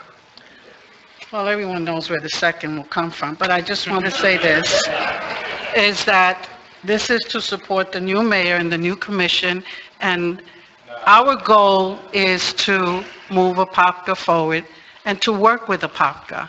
This division has to stop, and we have to start somewhere.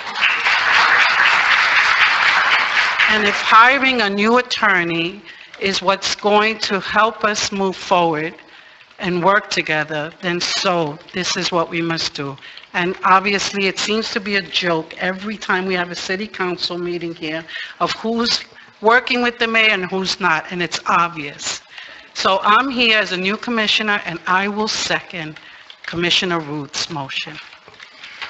Okay, so we have a motion and a discussion. Is there any further discussion among the, we have a motion and a second. Is there any further discussion by the council? Any discussion by the public?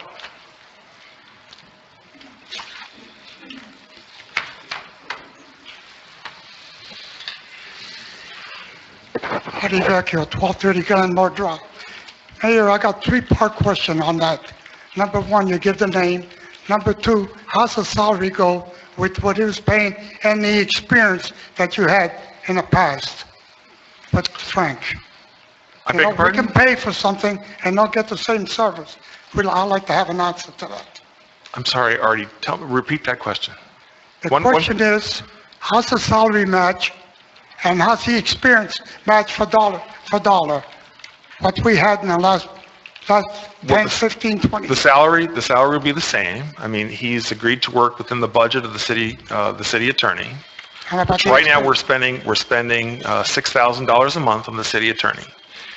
And, I thought it was 5,000 a month. it's 6,000, It's about 60,000 a year. 72. 72, and of course, you know, in addition to the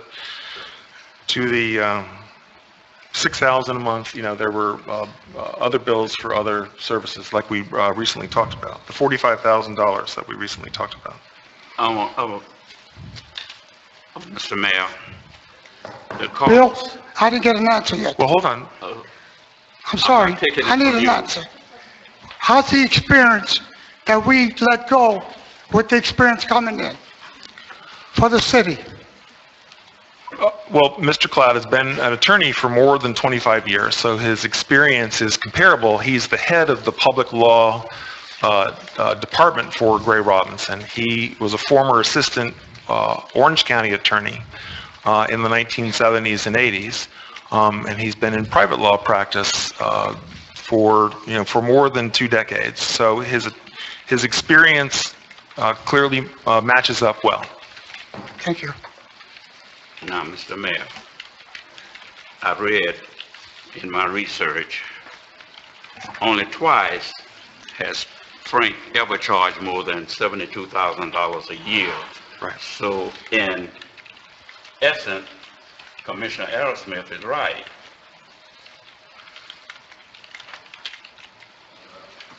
About $60,000 a year. Well, 6,000 times 12 is 72. Yeah, no, I'm agreeing with that. Oh, okay. That's right. Yeah. All right. Any further discussion? If not, we'll vote. Dr. Shackelford. Come to the microphone, please. Ray Shackelford, 2082 Carpathian Drive. Just a basic question. Is the attorney going to be an in-house attorney, or he just going to be a consultant? No, sir. He'll be a contract attorney, just like we had before. Okay. As we move forward, will there be any consideration to have an in-house attorney? That's a worthy discussion. Okay. All right. The motion is to hire Tom Cloud of Gray Robinson as the new city attorney. Can we do that as a roll call? Sure. Okay. All right, we'll do it as a roll call. Commissioner Ruth? Aye. Commissioner Aerosmith? No. Commissioner Dean? No. Commissioner Velasquez? Aye. The chair votes aye, and so the motion passes 3-2. All right. Back to the agenda.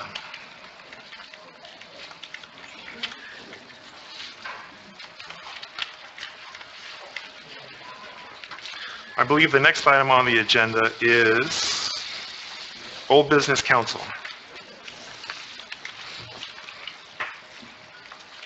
Do we have any old business public? Do we have any new business council? I do have a number of cards, people requesting to speak. Okay. Dr. Shackelford?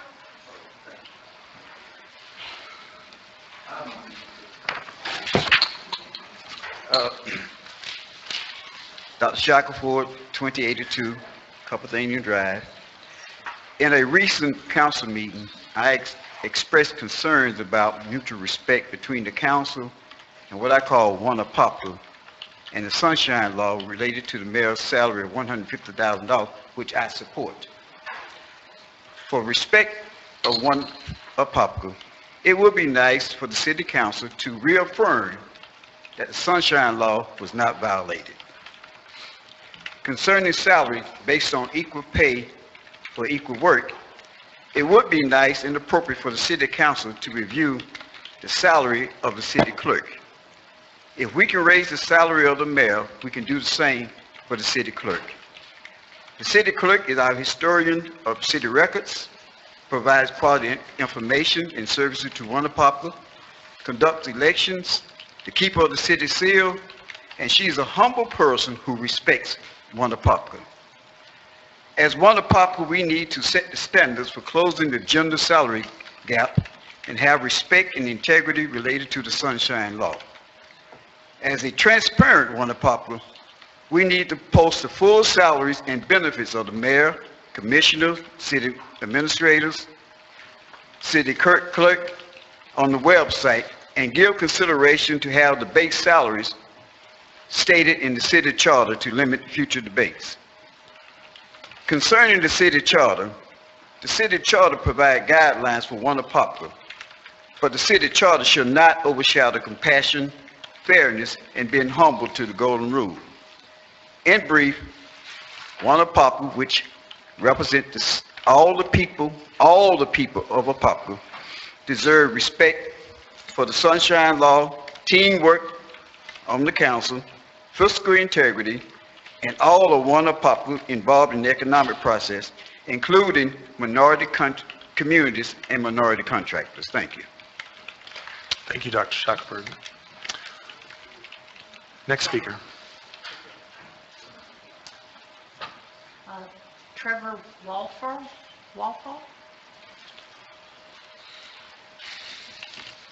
Yes, my name is Trevor Walfall, residing at 4354 Rocky Loop, that's Rock Spring 32712.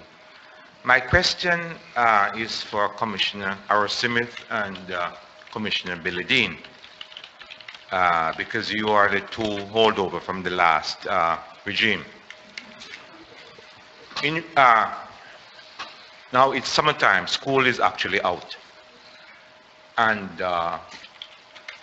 there are so many students, especially high school students around. Now, I would like you to tell us what plans, what programs, what innovations that you people put forth, are instituted in the past to actually provide jobs, employment for these young people, especially seniors and juniors from high school. And if I may be audacious enough to mention to the mayor that this is a question that your mayoral commission could actually consider. And I want you to address this, please. Thanks.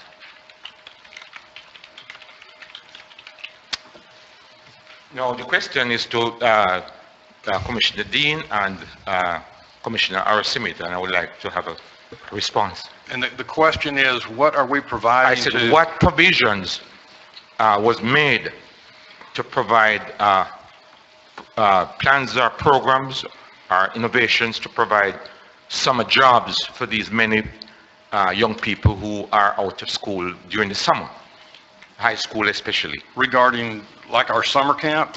Yes, summer programs, jobs for the people to make some money. My grandchildren both attend the summer camp here in Apopka, and I know we do have extra people during the summer that are employed for the summer camp. And maybe we could get our CAO to intervene a little bit here, but I know that we do have people that help out in these programs. Oh, I'm talking about a widespread program that everyone knows about. I'm not talking about your grandchildren. I'm talking about the community at large. Commissioner Dean, I want you to respond to the question. I don't know what you're talking about. What are we going to provide for the children? So you have, excuse me, with respect, Commissioner Dean, you have never heard about cities in the United States having programs and plans that provide jobs, summer jobs for the students during the summer program? You've never heard about that? We don't have any authority to go out and drum up summer jobs for students. You know, this is a city here that people pay public taxes to. You have never heard that being done by cities all over this country? Trevor, with all due... Can I intervene here? We do have programs in the city where we hire students during the summer to work in our programs that we have. Additionally, there are programs out there where they provide students to us to work at various operations within the city throughout the summer months. Do we know roughly how many students we hire? The summer camp, probably 10 or 15, maybe a few more. And then there's some programs that are countywide that actually do student placement that we participate in. Okay. I think the answer, Trevor, to your question is that this, again, is another discussion that we should plan on having for next summer, because clearly we could be doing more. Okay, next speaker. Alexander Smith.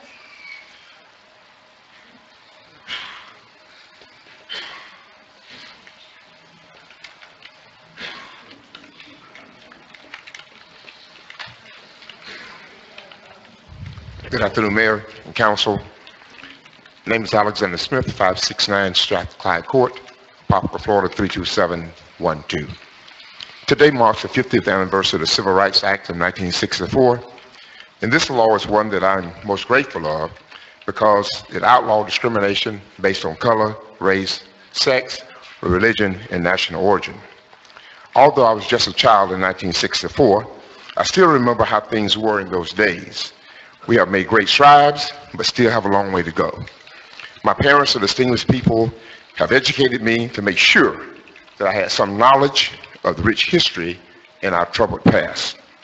Some of those people are my grandfather, my pastor, Reverend Derrico, who's been the pastor of New Hope Missionary Baptist Church over 50 years, my mentor and friend, Commissioner Dean, Rufus Brooks, the Gladdens, the Holtz, the Boards, the Bridges, the Williams, the Zanders, the Chisholms, just to name a few of the families.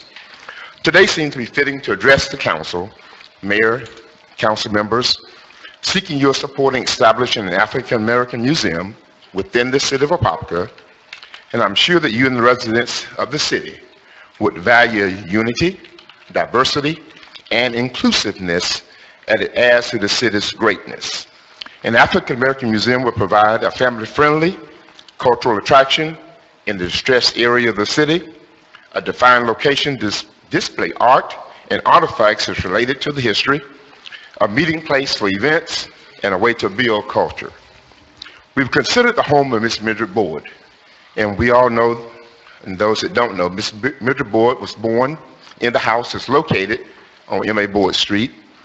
She was the librarian at Phyllis Wheatley for a number of years and assisted a great number of youth in our area and served as a mentor to many.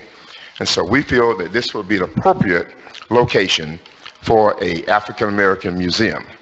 But we also feel that it's appropriate to also suggest alternate locations Just in case, you may feel that it needs to be more accessible and within walking distance of the area of the planned downtown area. There's suitable land located on Central Avenue, as well as land located on Michael Gladden Boulevard. And we feel that this will be in line with the mayor's campaign slogan and his promise, growth the right way.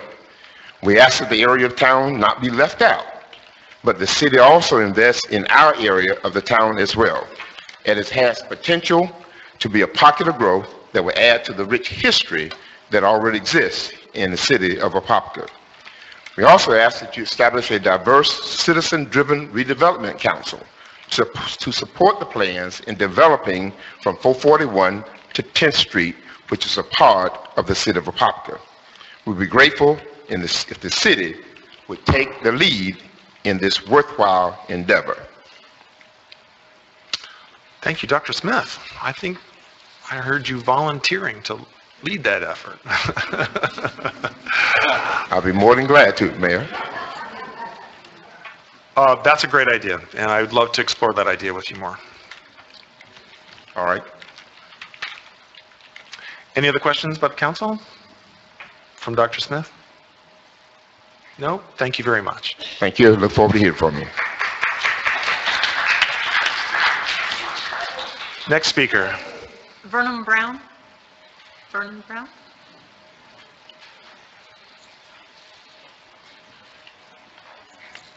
How you doing this afternoon? I see we all in a cheerful mood. My name is Vernon Brown. I live at 583 Sandwich Loop, Apopka, Florida. I applaud the young man who just spoke about 1964. 1964, I was in Vietnam, and I got a sour welcome when I came home. Of course, that's another topic. The summer programs, cities have the ability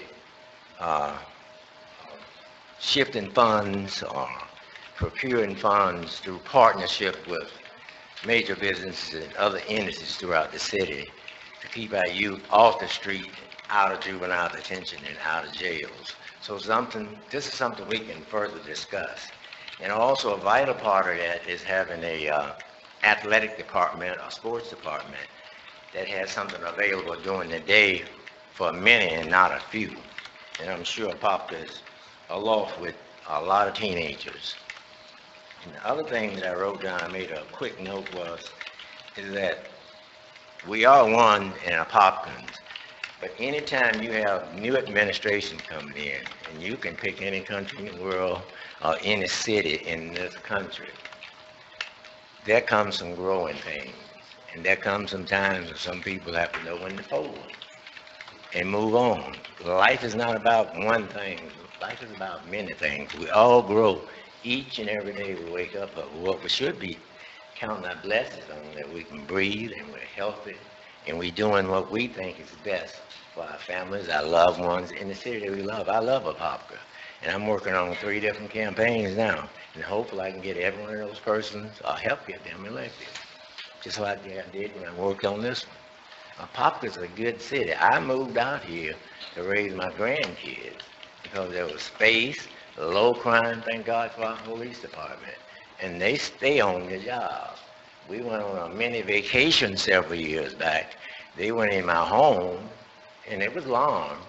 It was armed, and they took all of my grandkids' electronics. Well, thank God I got good insurance. I work hard. I grew up on a farm. I was working when I was 14. So what I try to instill in my grandkids is what I learned when I was a kid. Now they're punching computers.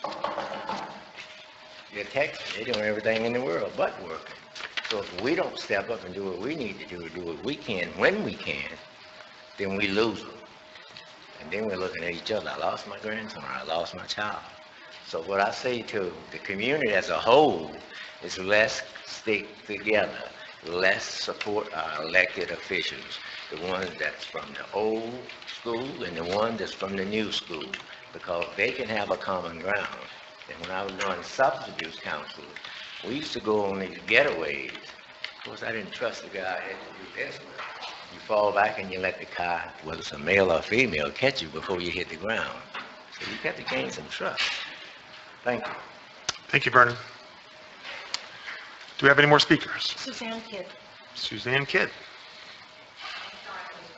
She waives her time. Thank you. And Charlotte Moss.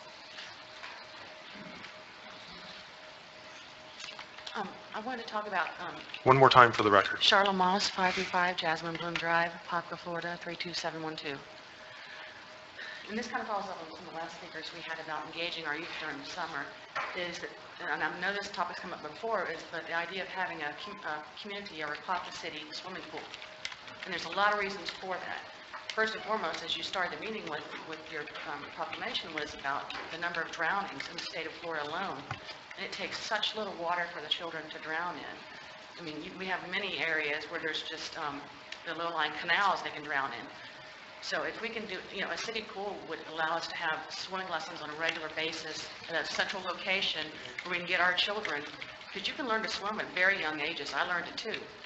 And I think that's an obligation as a city, as parents, as community, to make sure all of it, not just for our children, there are many adults that can't swim. So to me, that's the number one reason to have a pool for me, for our city. But also, it helps keep the youth engaged. During the summer, many parents are working. The kids are sitting home all day, they're just doing the texting on computers, but if we have that pool, they can go there and congregate together in a supervised location where they're not out running about on their own, and, might get into trouble. This could help alleviate some of that. It could create a few jobs for the youth, because you can have a lifeguard program where they can train to become lifeguards once they're of a certain age, and then they could be, with a reasonable wage, that would be an opportunity for them. And for the city to help pay for it, we could, if we had to, have annual passes with a minimum fee that the citizens could pay to use the facility that would cover the operating costs. For our seniors and for people who are disabled, sometimes the swimming pool is the only place they can go to get exercise and get fitness, because being in the water just allows them opportunities they can't do for fitness otherwise.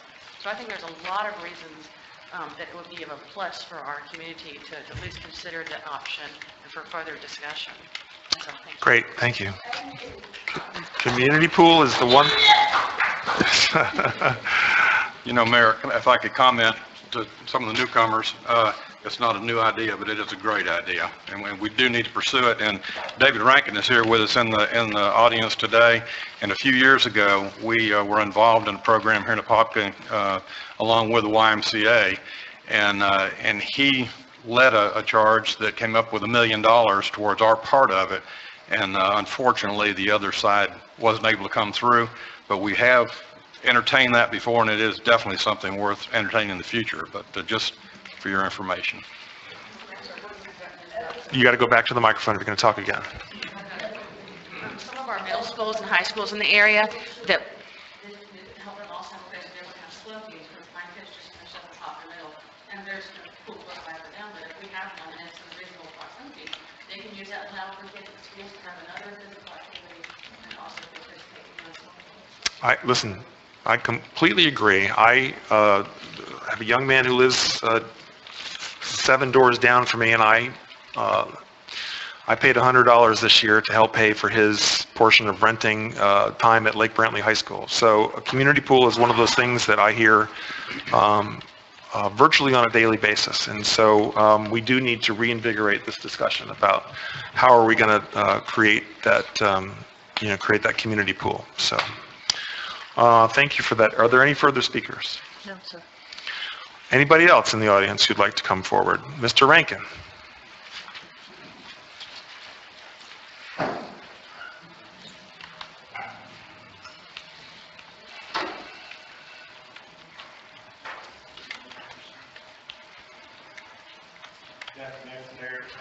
I'm David Rankin, 1420 West Boston Trail in Apopka.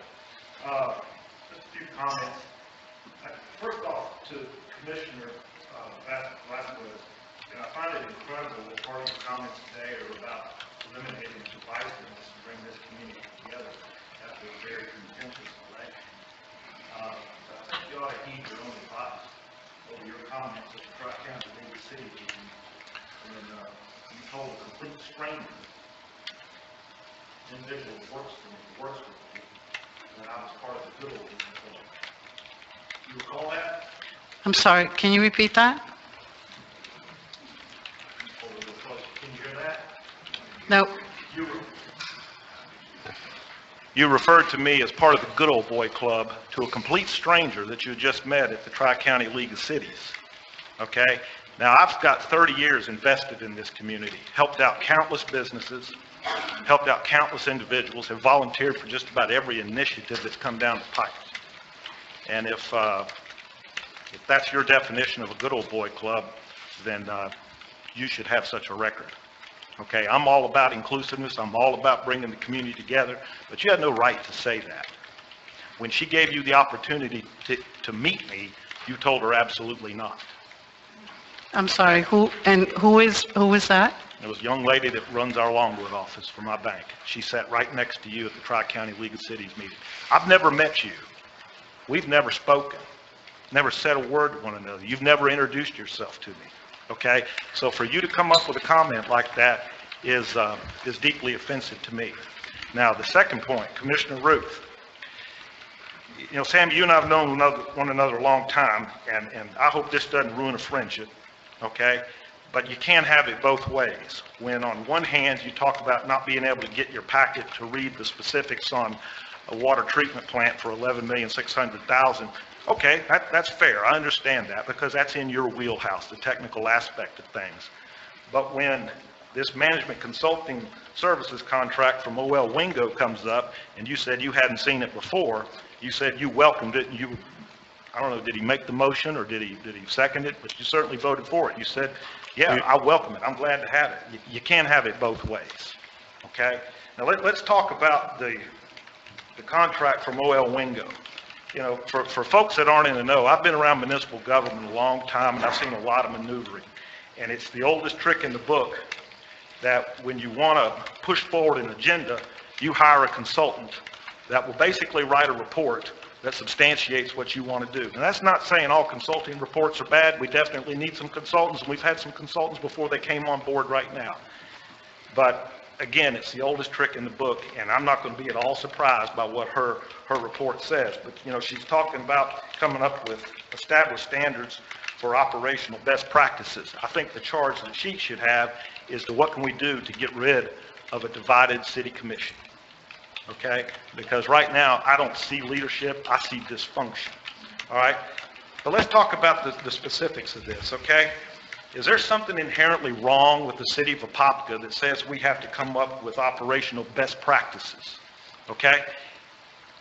Our fire department is ISO 1. Our police department is head and shoulders above any municipal police department. Parks and Recreation is the envy of every other community.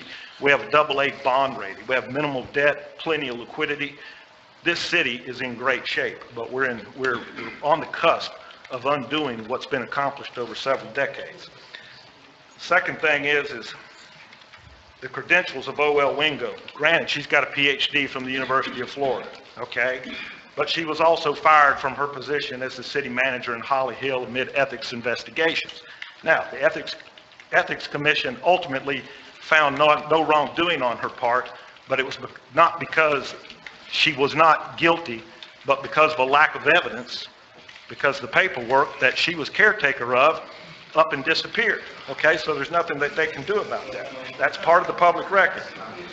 And then probably the thing that really disturbs me about this is we talk about openness and transparency, yet the proposal was sent to Mayor Kilzheimer at his home address, not to his office here at the city of Apopka, which denied it from being part of the public record.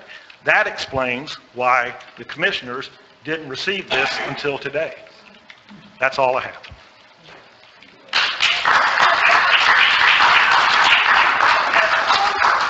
All right. Any further speakers? Donald. Donald Cars, IT Director, City of Apopka. You and I had a discussion on Monday and regarding the commissioners coming to the employees. And you said you were going to address that, and this is really the only Okay. that can get addressed. Well, I did get a call from Donald the other day. Commissioner Ruth, Donald reported to me that Commissioner Ruth came to him with regards to his questions about his iPad. And Donald reported that there was Donald's response to Commissioner Ruth was that his instructions per the Chief Administrative Officer were that all interactions between commissioners and the staff were to begin with either the CAO's office or the city clerk. And that didn't occur this time. So I asked the city clerk to call Commissioner Ruth and to just reiterate that position to him, that all interactions between the commissioners and the staff begin with either the CAO or the city clerk. And so we'll reiterate that here today, and we'll make sure that that position is followed from this point forward. Is that clear? Clear enough? Can we have a discussion about that? You can make a comment about it, but that's just a comment. Obviously, Donald, he means well. I was very respectful of him. It was just after the company that I work for, and along with Coca-Cola, was making a dedication of a home to a family of 5 here in Apopka, in the house built on Hawthorne, right across from the basketball court. I was getting a little praise from Coke for our participation in the construction of the home. The TV camera was there. You showed up. It was a pretty big dedication to the family that received the home. I thought it was very heartfelt, and the family that moved in there is very appreciative. They weren't giving nothing. They're paying for it. It was done by Habitat of Humanity of Seminole County in Greater Apopka. The house is a fantastic looking home. I wish everybody would go over here, but in the middle of the presentation, my company phone goes off.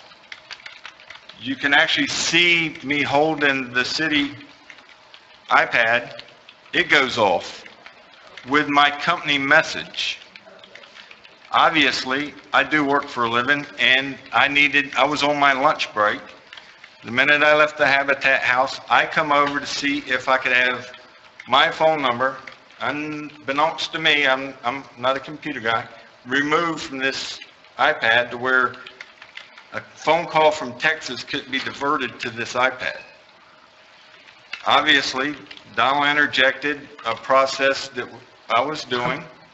It took 5 minutes for him to do it, but it took 30 minutes to ask permission to do it. So. Okay. And I think, as I understood it, there was a conflict with your Apple ID being on your iPad, right? Which made your other work phone kind of somehow technically intertwined with each other. Am I essentially stating it correctly? His phone account was assigned, I believe, a couple weeks ago when you came over to our office to the iPad. I don't know how the two of them interacted. Okay, all right. However, all of that notwithstanding, the proper way for commissioners to interact with the staff of the city of Apopka is to begin all interactions either with the CAO or with the city clerk. And that's what I understand, listen, this is according, again, to the charter, and it just is, it's protection. Not stated in the charter that way, but it's for clarification, we'll let it go. And just, and this is also my request. What are the intentions of the charter? There was none. I just wanted to have the iCloud account No, I'm not talking about. removed from the computer. Regarding the underlying issue. I had a 30-minute lunch window. The direct contact That was with the direct contact with the department head. So it's on the screen here, and there is the charter, and it says that no city commissioner shall in any manner dictate the appointment or removal of any city employee, nor shall a city commissioner give any orders to any employee other than orders by action of the city council to the city clerk or the city attorney. Nothing herein shall be construed to deny a city commissioner access to records or information maintained by city employees. And so that's all it says. So that's not what it really means. What are your intentions? What do you think that means? Well, the biggest word on there is denied. Now, once we move past denied, I was wanting to ask, technical, obviously, we paid this guy a lot of money to do what he does. He's the ultimate professional at what he does.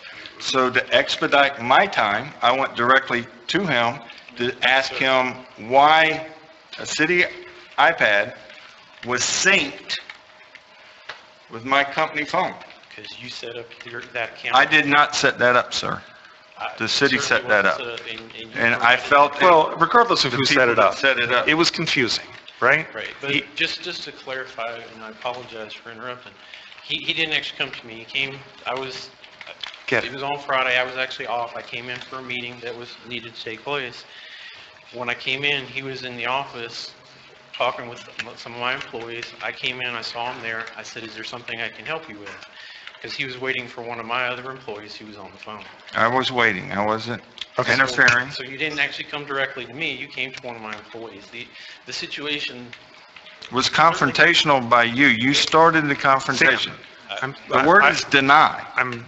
Listen, I don't mean to cut you off. I think we've stated things clearly here, that all interactions between commissioners and employees should begin with the city clerk or the chief administrative officers. I know it's cumbersome, but it's protective. It's protective of both you and the employees, and it's just proper procedure that we ought to follow.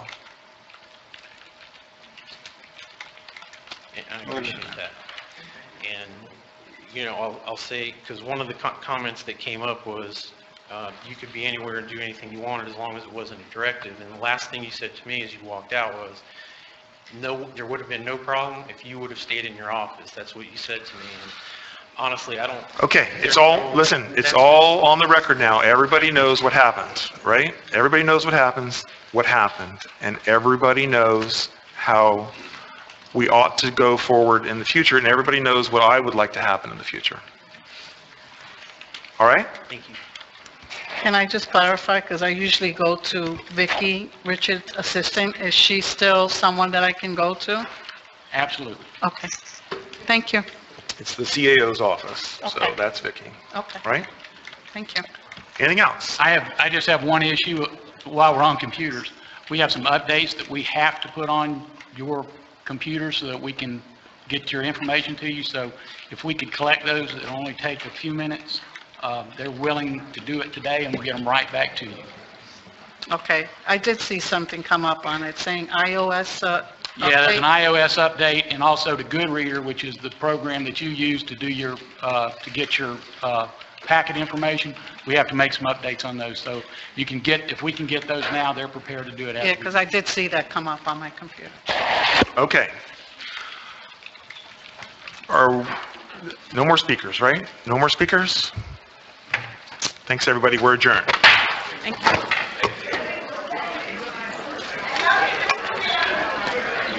Take care.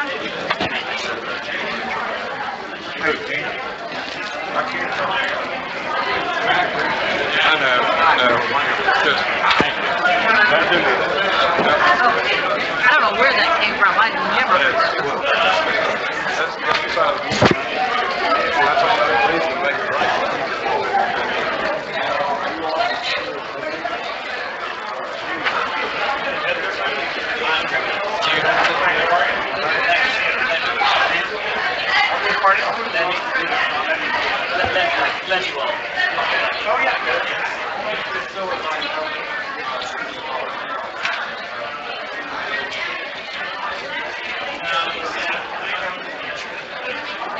Hey, Arlen, how are you doing?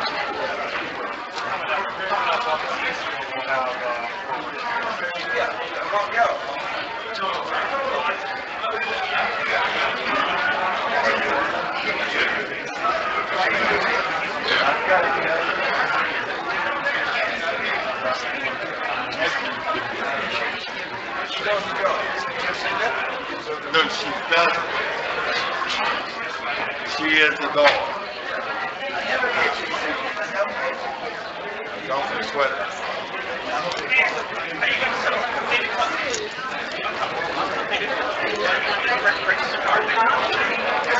But I love her to death. I think the world of her. right.